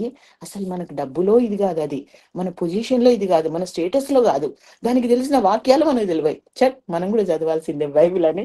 వాళ్ళు బైబిల్ చదవడం మొదలు పెట్టినారు, వాళ్ళు క్విజ్ పెట్టుకోవడం మొదలు పెట్టినాం, వాళ్ళు రెఫరెన్స్లు మాట్లాడడం మొదలు పెట్టినాం. కొన్ని ప్రశ్నలు అక్క నేను ఇది అడుగుతా చెప్పడం వాళ్ళకి రివర్స్ చేయడం మొదలు పెట్టినాను. వాళ్ళ బట్టలు ఎంబ్రాయిడింగ్ బాగా వచ్చేది, నాకు వర్క్ చేసి ఇచ్చేదాన్ని, వాళ్ళ బ్లౌజులు కుట్టించేదాన్ని. వాళ్ళు ఫస్ట్ పిల్లలు పుడితే ప్రతి సిస్టర్ కి ప్రతి బిడ్డకు నేను తొడిగిన ఫ్రాక్ ఉంటది, కంపల్సరీ ఉంటది. ఈ రోజు కూడా వాళ్ళు డాక్టర్లు అయినారు. పద్మ నేను కొట్టిన ఫ్రాక్ ఉందిరా ఇప్పుడు వేస్తున్న చిన్నదానికని ఫోటోలు పెడతారు ఈ రోజు కూడా వాళ్ళు. ఆ రోజు నేను ఎంత పనికి మాలేదాన్ని, ఈ రోజు నేను ఎంత ప్రియమైన దానిగా చూస్తాను అనిపిస్తుంది. ఒకప్పుడు ఏమైతే ఏ స్థితిలోనైతే పడిపోతొచ్చినానో చిన్న చిన్నగా నా పిల్లల్ని దేవుడు ఆశీర్వదించడం, ఆయా పరిస్థితులలో దేవుడు చేసే అద్భుతాలు చూస్తే వాళ్ళు వండర్ అవుతూ వస్తున్నారు. Something is there. ఇది మనం అనుకున్నంత పనికి మాలిందైతే కాదు. మనము ఈ భౌతికమైన ఆర్థికమైన స్థితినే చూస్తున్నాం, కానీ ఈమె ప్రార్థన చేస్తే జరుగుతుంది. ఈమె ఈ ఛాలెంజ్ చేసిందంటే అది చేసి చూపిస్తుంది, అది నెగ్గుతుంది. నేను అప్పుడు 10th చదివాను, ఏఎన్ఎం చేశాను, కానీ నాకు ఇంటర్ చేసేది లేదు. అప్పుడు 1 సిట్టింగ్ వచ్చింది, వెంటనే 1 సిట్టింగ్ రాశాను, పాస్ అయినా. నేను ఒక్కసారి ఎగ్జామ్ అటెండ్ చేస్తే పాస్ అయిపోతా. జస్ట్ అటెండ్ చేశాను, పాస్ అయినాను. వెంటనే జిఎన్ఎంకి అప్లై చేసినాను, ట్రైనింగ్ వచ్చింది, హైదరాబాద్ వెళ్ళి జాయిన్ అయిపోయినాను. ఈ లోపల పెద్ద పాప పెళ్లి చేసేసినాను, చిన్న పాప పెళ్లి కూడా ట్రైనింగ్ లో ఉండగానే అయిపోయింది. ఇద్దరు పిల్లల పెళ్లి చేస్తే ఇద్దరు భర్తలు చూస్తే హై పొజిషన్ లో ఉన్నారు. వీళ్ళు ఒక్కొక్కరు కట్నాలు ఇచ్చి పెళ్లిళ్ళు చేసినారు. వాళ్ళ జీవితాలు చాలా అస్తవ్యస్తంగా ఉన్నాయి. దానికి ఏమి లేదు అనుకుంటున్నాం, కానీ ఏదో జరుగుతుంది, ఎక్కడి నుండో దీనికి సహాయం అందుతుంది. శ్రేష్టమైన అల్లుళ్ళు. మళ్ళా ఒక్క రోజు కూడా నా బిడ్డలు ఈ రోజు మమ్మీ నాకు ఈ సహాయం చేయాలని మళ్ళీ వెనక్కి తిరిగి చూడలేనటువంటి పరిస్థితులలో దేవుడు అంటే బాధ్యత రహితుడైన తండ్రి ఉంటే వాళ్ళ చదువు విషయంలో కానీ, వాళ్ళ వివాహాల విషయంలో కానీ, వాళ్ళ జీవితంలో వచ్చిన సమస్యలన్నిటి విషయంలో కానీ ఆయన అదృశ్య హస్తం చేత వాళ్ళ బాధ్యతలన్నీ నా కాడి సులువు చేసినాడు, నా కాడి తేలిక చేసినాడు, ఆయన భారాలు మోస్తున్నాడు. ఇక వాళ్ళిద్దరిని ఆయనకు అప్పచెప్పేసిన నేను. ఒక తల్లిదండ్రిని చూసుకోవడం, తల్లిదండ్రి మాత్రమే నా దగ్గర ఉన్నారు, వాళ్ళ పరిచర్య చేసినాను. నాన్న ప్రొద్దున వెళ్ళి సువార్త పత్రికలు ఇచ్చి వచ్చేవాడు, మళ్ళీ మధ్యాహ్నం వచ్చి కొద్దిసేపు ప్రేయర్ చేసుకొని తిని పడుకొని మళ్ళీ సాయంత్రం మళ్ళీ సువార్త పత్రికలు పట్టుకొని మసీదులు ఎంబట అక్కడ వెళ్ళి కూర్చొని వచ్చి మళ్ళా వచ్చి 7 గంటలకు ప్రార్థన చేసుకొని మళ్ళా 10 గంటల వరకు ప్రార్థనలోనే ఉండేవాడు. నువ్వు మధ్యరాత్రి 1 గంట చూసినా తండ్రి ప్రార్థనలే ఉండేవాడు. అమ్మ బెడ్ రిడన్ అయింది, అమ్మ చనిపోయింది. అమ్మ చనిపోయిన తర్వాత నాన్న సువార్త పత్రికలు పంచుతూ మరి ఎవరైనా చంపేసినారో తెలియదు, దేవుడు మరి దేహంతోనే తీసుకుని వెళ్ళినాడో తెలియదు, కానీ తిరిగి ఇంటికి రాలేదు. అట్లా నాన్న లేడు, అమ్మ లేదు, నేను ఒక్కదాన్ని ఉండిపోయినా. 2 పిల్లల పెళ్లిళ్ళు అయిపోయినాయి. ఆ తర్వాత నేను హైదరాబాద్ లోనే ట్రైనింగ్, అప్పుడే హైదరాబాదే వెళ్ళిపోతా అనుకున్నా నేను, కానీ దేవుడు అక్కడి నుండి మళ్ళీ తీసుకొచ్చి మళ్ళీ ఇక్కడే పోస్టింగ్ ఇచ్చినాడు, కోటపల్లిలో ఇచ్చినాడు. నేను ఎక్కడెక్కడైతే కోటపల్లి, షెట్పల్లి, టేకుమట్ల, బెజ్జాల, నిజం అక్కడ వాళ్ళ కోసం ప్రేయర్ చేసేదాన్ని. నేను ప్రేయర్ చేయడం వల్ల దేవుడు ఈ రోజు అన్ని చోట్ల మందిరాలు కట్టబడ్డాయి.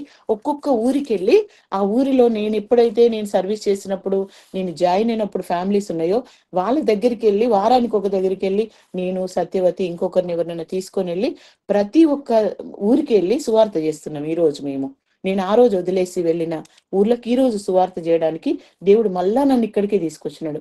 మళ్ళీ తర్వాత జనగాం తీసుకెళ్ళినాడు, ఓసారి ఆదిలాబాద్ తీసుకెళ్ళినాడు.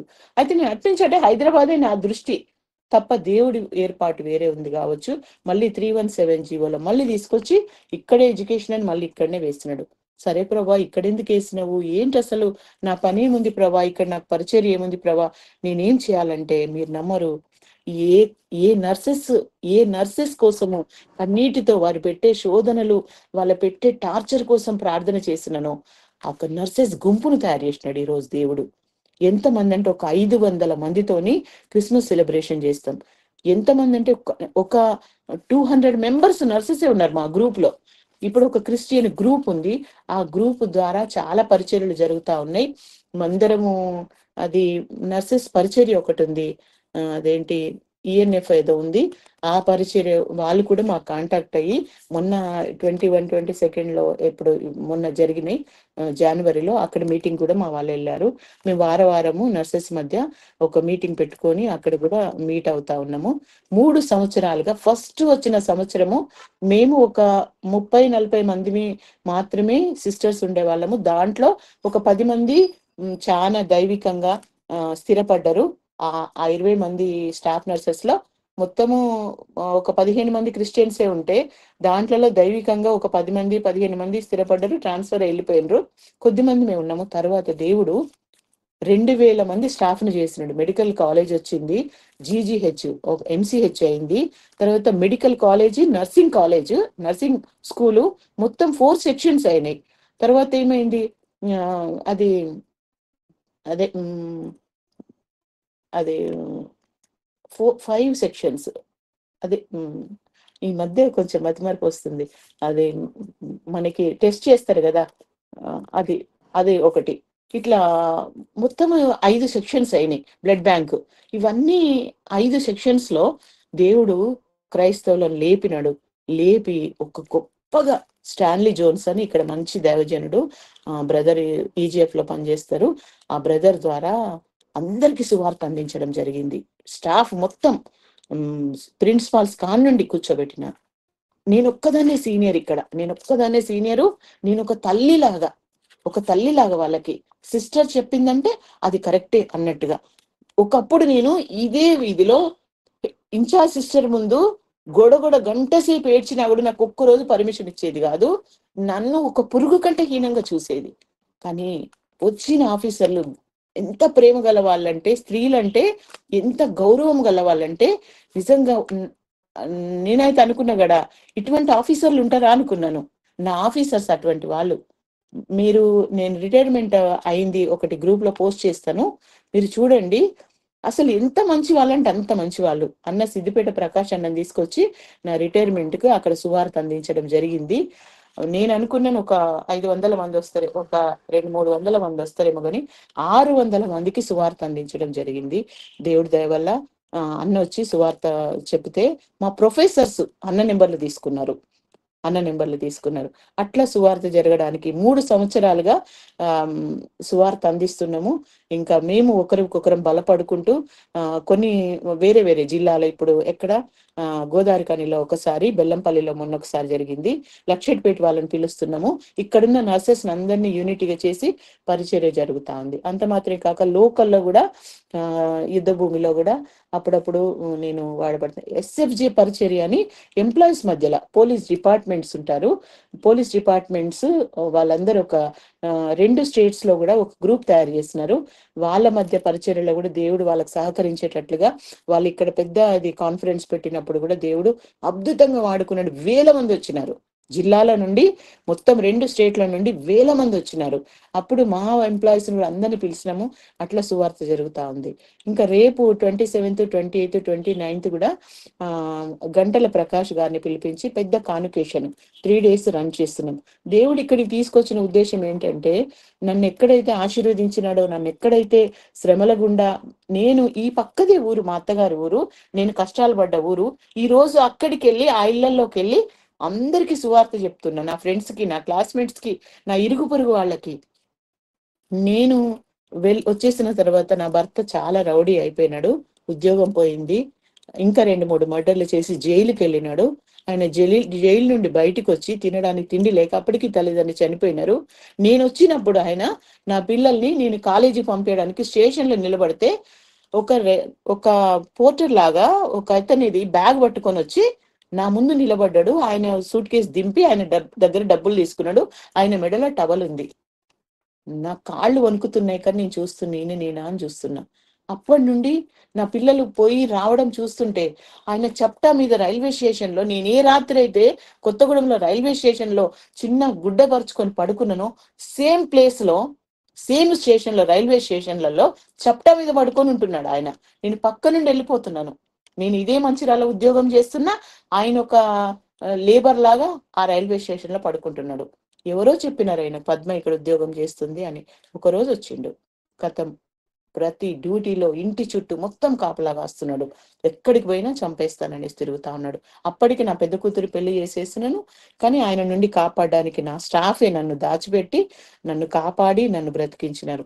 తర్వాత చర్చిలోకి వెళ్ళిపోయినాడు. చర్చిలోకి వెళ్ళి చర్చి దగ్గర కూడా అక్కడ కూడా ఇది చేసి సేవకుని బాగా గ్రిప్ లోకి తీసుకొని, నేను మందిరానికి వస్తే ఆమెను నన్ను మీరు జతపరచాలి, మీరేం చేస్తారో తెలియదు అంటే, అన్న ఆయనను మీరు నమ్మకండి అన్న, ఒక్కటి కాదు ఇద్దరు కాదు, ఆయన చేసి నేను భర్తగా చెప్పుకోలేనన్నా, తల్లిదండ్రి కూడా ఇది అయిపోయిందన్న, వాళ్ళ చెల్లె కూడా రానియదన్న ఆయనను, వాళ్ళ చుట్టాలు కూడా ఇక్కడ ఉన్నారు, పాత మంచిరాల్లో ఉన్నారు, ఇక్కడే ఉన్నారు, వాళ్ళందరూ కూడా మొన్న రిటైర్మెంట్ కూడా వచ్చినారు. నీ కష్టాలు నీ బాధలు మేము చూసాము, ఆయన గురించి వాళ్ళందరినీ కూడా కొట్టాడు పాపం, వాళ్ళ ఇళ్లలోకి వెళ్ళి వాళ్ళని కూడా కొట్టాడు, పెళ్లిళ్ళు అయ్యే వాళ్ళ మరదలను కూడా చేయబట్టి లాక్కొని వచ్చినాడు. ఇట్లా లేడీస్ని ఇది చేస్తే ఆయనను పందులు పొడిచే బరిసెతో పొడిచి రోడ్డు మీద పడేస్తున్నారు. ఆయనను పేగులన్నీ బయటకు వచ్చినాయి. ఇదే మంచిర్యాల హాస్పిటల్ తీసుకొచ్చి మళ్ళీ కుట్లేసి ఆయనను మళ్ళీ హైదరాబాద్ పంపిస్తే మళ్ళీ బ్రతికి వచ్చినాడు. మళ్ళీ బ్రతికి వచ్చిన తర్వాత ఆయన ప్రవర్తన మార్చుకోలేదు, తిరిగి ఇట్లా లేబర్ లాగా అయ్యి తర్వాత ఇది అయిపోయినాడు. ఒక రోజు ఆయన వస్తే పిల్లల్ని పిలిచి పిల్లల ముందు అల్లుళ్ళ ముందు చెప్పించాను, నీ జీవితం మార్చుకో, నీ బ్రతుకు మార్చుకో, కావాలంటే నీకు నెలకింత ఇస్తాము, మీరు ఏం చేసుకొని బ్రతుకు, కానీ ఇంకొక పిల్ల పెళ్లికుంది, దయచేసి ఆమెను మాత్రము ఇదే వరకు కాపాడమని అప్పుడు బతిమలాడినా నేను. అప్పుడు వెళ్ళిపోయినాడు, తిరిగి ఆయన రాలేదు. కానీ ఆయనకు జైల్లో ఉన్నప్పుడే టీబీ సోకింది. టీబీ సోకి ఒకరోజు చనిపోయినాడు. నేను హైదరాబాద్ లో ఉన్నాను. మా ఆడపడుచు వాళ్ళు ఫోన్ చేస్తే చెప్తే వస్తే అప్పటికే చనిపోయి 3 రోజులు అయింది. తీసుకొచ్చి పోస్ట్ మార్టం కోసం నేను ఉద్యోగం చేస్తున్న హాస్పిటల్లోనే వేస్తే స్టాఫ్, డాక్టర్లు, సూపరింటెండెంట్లు మొత్తం వెళ్ళి చూసినారు. నేను ఎప్పుడైతే కష్టాలు పడితే నాతో పాటు ఉన్న చిన్న చెల్లెళ్ళు వాళ్ళు ఈ రోజు నాతో ఉద్యోగం చేస్తున్నారు. వాళ్ళు చూసి పద్మక్క కష్టాలు రోడ్డు మీద నిలబెట్టి కొట్టేవాడు. పద్మక్కని మట్టెత్తి పోస్తుంటే పద్మక్క మౌనంగా బిడ్డను ఎత్తుకొని ఇట్లా నిలబడేది. పద్మక్క కష్టాలు కష్టాలు కాదు ఈయన. కానీ ఈ రోజు ఈ పరిస్థితులు నిజంగా పద్మకి ఇన్ని కష్టాలు పడిందా? అవును అని చెప్తే అందరు స్టాఫ్ అందరు అన్నారు, ఆమెను ఎంత అవమానకరంగా చూసినాం మనం, ఎంత చులకనగా చూసినాం, ఆమె దిక్కులేని దానిలాగా ఆడపిల్లల్ని పెట్టుకుని బతుకుతా ఉంటే ఆమెను ఎంత హీనంగా చూసినామని. అప్పటి నుండి వాళ్ళ కోపము నా మీద ప్రేమగా మారి నన్ను నాకు సహాయం చేయడము, పిల్లల గురించి అడగడము, పద్మ నువ్వు దేవుణ్ణి నమ్ముకున్నవరా, ఎవరిని నమ్ముకోలేదు, నీకు తప్పక మేలు కలుగుతుందిరా అని నన్ను ఆశీర్వదించడము. నేనంటే ఈ రోజు వాళ్ళకి ఎంత ప్రేమ అంటే, పద్దు నువ్వు రాకుంటే కుదరదు, నువ్వు రావాలి, నువ్వు మా పిల్లలకి ఎంత ప్రేమించదు, మేము ఎంత కోపం చేసినా నువ్వు కుట్టిన చీరలు, నువ్వు చేసిన ఎంబ్రాయిడింగ్ ఉందే, ఇగో పద్మ నువ్వు కుట్టిన చీర అని కట్టుకొని ఫోటోలు పెడతా ఉంటారు. ఈ రోజు వాళ్ళు ఎన్ని చేసినా వాళ్ళకి ఏదో ఒకటి చేసి ఇచ్చేదాన్ని. ప్రతి ఇంట్లో ఒక ప్రేమ. నేనంటే పద్దు పద్దు పద్దు అనుకుంటే ఈరోజు ఎంతో ప్రేమ నాకు అనిపిస్తుంది. అక్కడి నా 2 బిడ్డలే ఉన్నారు, కానీ మంచిర్యాలలో నాకు చాలా మంది బిడ్డలు ఉన్నారు, నాకు చాలా మంది అక్కలు ఉన్నారు, నాకు చాలా మంది తమ్ముళ్ళు ఉన్నారు. ఈ రోజు కూడా నీకేమైనా అక్క మేమున్నాము, ఒక 10 మంది సేవకులు ఊరికొస్తారు. ఈ రోజు నిజంగా దేవుడు ఈ స్థలంలోనే దేవుడు నన్ను ఉంచినాడంటే ఇంకెంతమంది నాలాగా నలిగిపోయే వాళ్ళు ఉన్నారు. నేను ఇక్కడ ప్రత్యక్ష సాక్షిని. నా క్లాస్మేట్స్ ఇక్కడే ఉన్నారు, నా అత్తగారి కుటుంబం ఇక్కడే ఉన్నారు, నా నా నా ఇరుగు పొరుగు వాళ్ళు ఇక్కడే ఉన్నారు, నా స్కూల్ మేట్స్, క్లాస్మేట్స్, ఈ అందరి మధ్యలోనే అక్కడిని తీసుకొచ్చి మళ్ళీ దేవుడు ఇక్కడ నిలబెట్టినాడు. కానీ కుటుంబం కూడా నామరూపాలు లేకుండా అయిపోయింది. కానీ వాళ్ళ కోసం రియల్ గా చెప్తున్నా, నా భర్త మీద నా కోపం లేదు. ప్రతిరోజు ఆయన పేరు ఉచ్చరించి నేను ప్రార్థన చేయని రోజు లేదు. ఆయన మందిరంలో గోడలు కట్టినాడు, పాస్టర్ మీద బైబిల్ చింపి ఆ బావిలో వేసినాడు, బావిలో యూరిన్ పోసినాడు, పాస్టర్ను కొట్టినాడు. కానీ మరి ఆయన ఎప్పుడో ఒకసారి అయితే ప్రార్థన చేసి నా కోసం ఒక 2-3 నెలలు నటించినాడు. ఆయన ప్రేయర్ చేసినాడు, నా భార్యను తీసుకురాని వాళ్ళ ముందు పెద్దగా ఏడ్చుకుంటూ ప్రార్థన చేసినాడంట. నేను పారిపోయి సిసిసి చర్చికి వెళ్ళిపోయినాను. కానీ ఆయన మాత్రం ఇక్కడ ఎక్కడో ఒక చోట మరి ఆయనను ప్రార్థన చేసిన దేవుడు ఆయనకు రక్షణ ఇచ్చినాడో లేదో నాకైతే లేదు. కానీ ఈ రోజు అజ్ఞానంతో జీవితాన్ని నాశనం చేసుకున్నాం. ఆయనతో జైలుకి పోయిన వాళ్ళు ఈ రోజు రిపోర్టర్లు అయినారు, ఈ రోజు ఎమ్మెల్యేలు అయినారు. ఆయనతోని జైలుకి పోయిన వాళ్ళ జీవితాలను ఆ పతనాల నుండి వాళ్ళు మెట్లుగా భావించి వాళ్ళ జీవితాలను కట్టుకున్నారు. కానీ ఈయన తన బలాన్ని, తన మూర్ఖత్వాన్ని, కోపము, ఆయన ప్రధాన శత్రువు ఏంటంటే కోపము, అవగాహన లేనిపోవడము, అనుమానము, భయంకరమైన అనుమానం. ప్రతి ఒక్క తన నీడను కూడా అనుమాన పడతాడు. తన సొంత తల్లిని కూడా అనుమానపడతాడు, తండ్రిని అనుమానపడతాడు, తన ఫ్రెండ్లను కూడా వీడు నన్ను చంపేస్తాడేమో, ఏ రాత్రి చంపేస్తాడేమో అని ఒక పాప భీతి, భయము, ఆయన చేసిన మర్డర్లు ఆయనను వెంటాడుతున్న ఒక భయం, వెనుకకు తిరిగి నీడను కూడా చూసి భయపడిపోయే అంత ఇది. ఆ అభద్రత ఆయనది ఏం చేసిందంటే నెమ్మది లేకుండా చేసింది.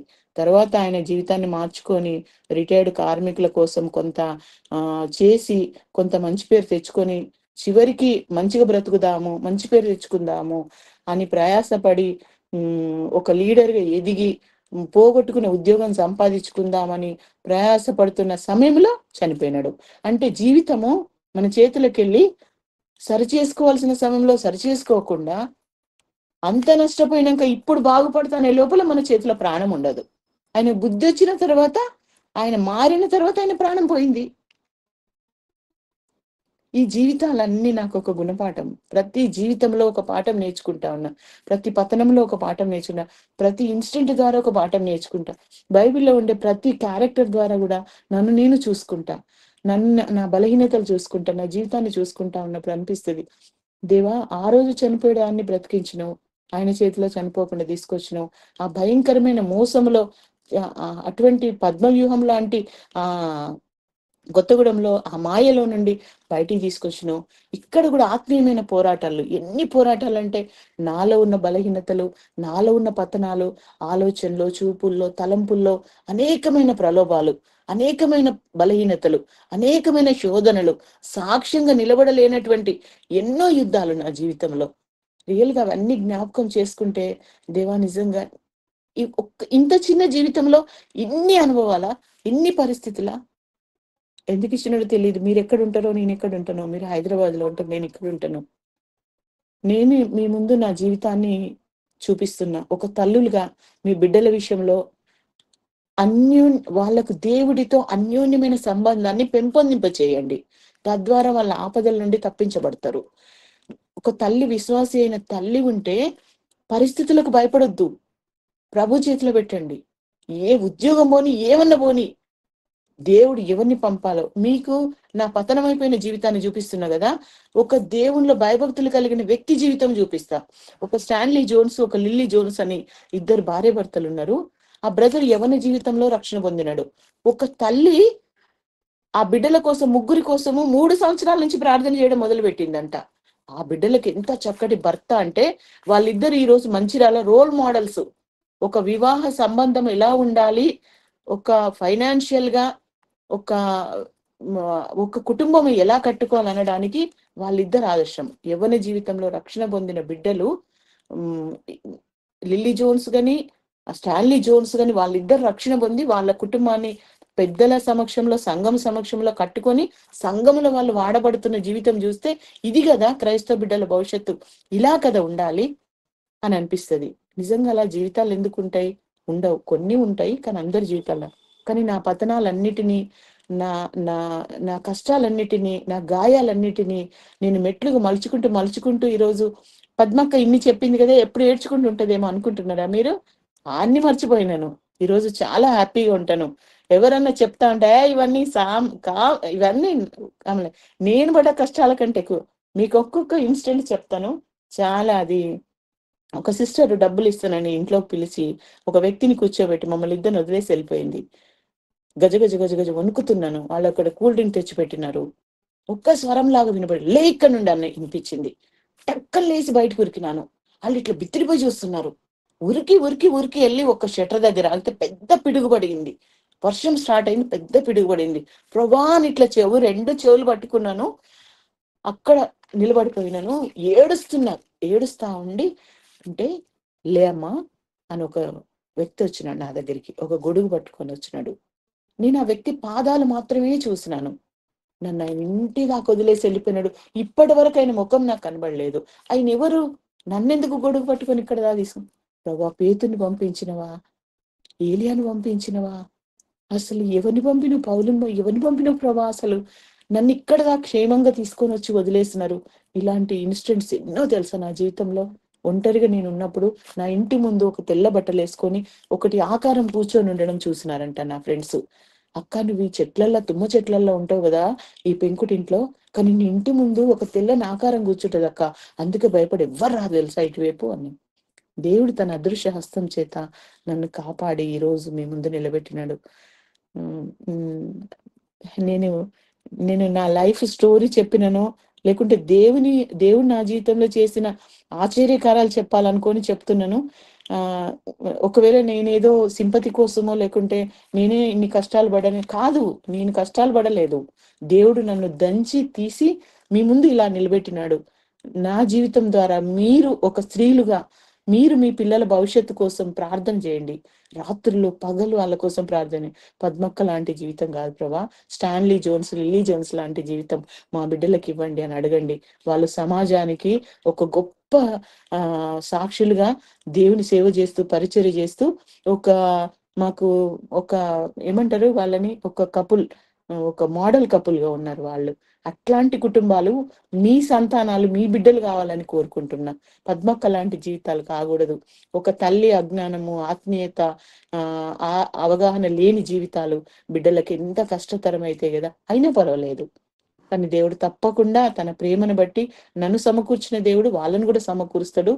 దేవుడు నాకు ఈ యొక్క అందమైన ఈ యొక్క అనుభవాలతో కూడిన జీవితాన్ని ఇచ్చినందుకు దేవునికి నేను ఎంతైనా రుణస్తురాలని. Praise the lord. Thank you రా. Praise the lord. నా కోసం, నా బిడ్డల కోసం ప్రార్థన చేయండి. నాకు ఇద్దరు కూతుర్లకు, పెద్ద పాపకు ఒక పాప, ఒక బాబు.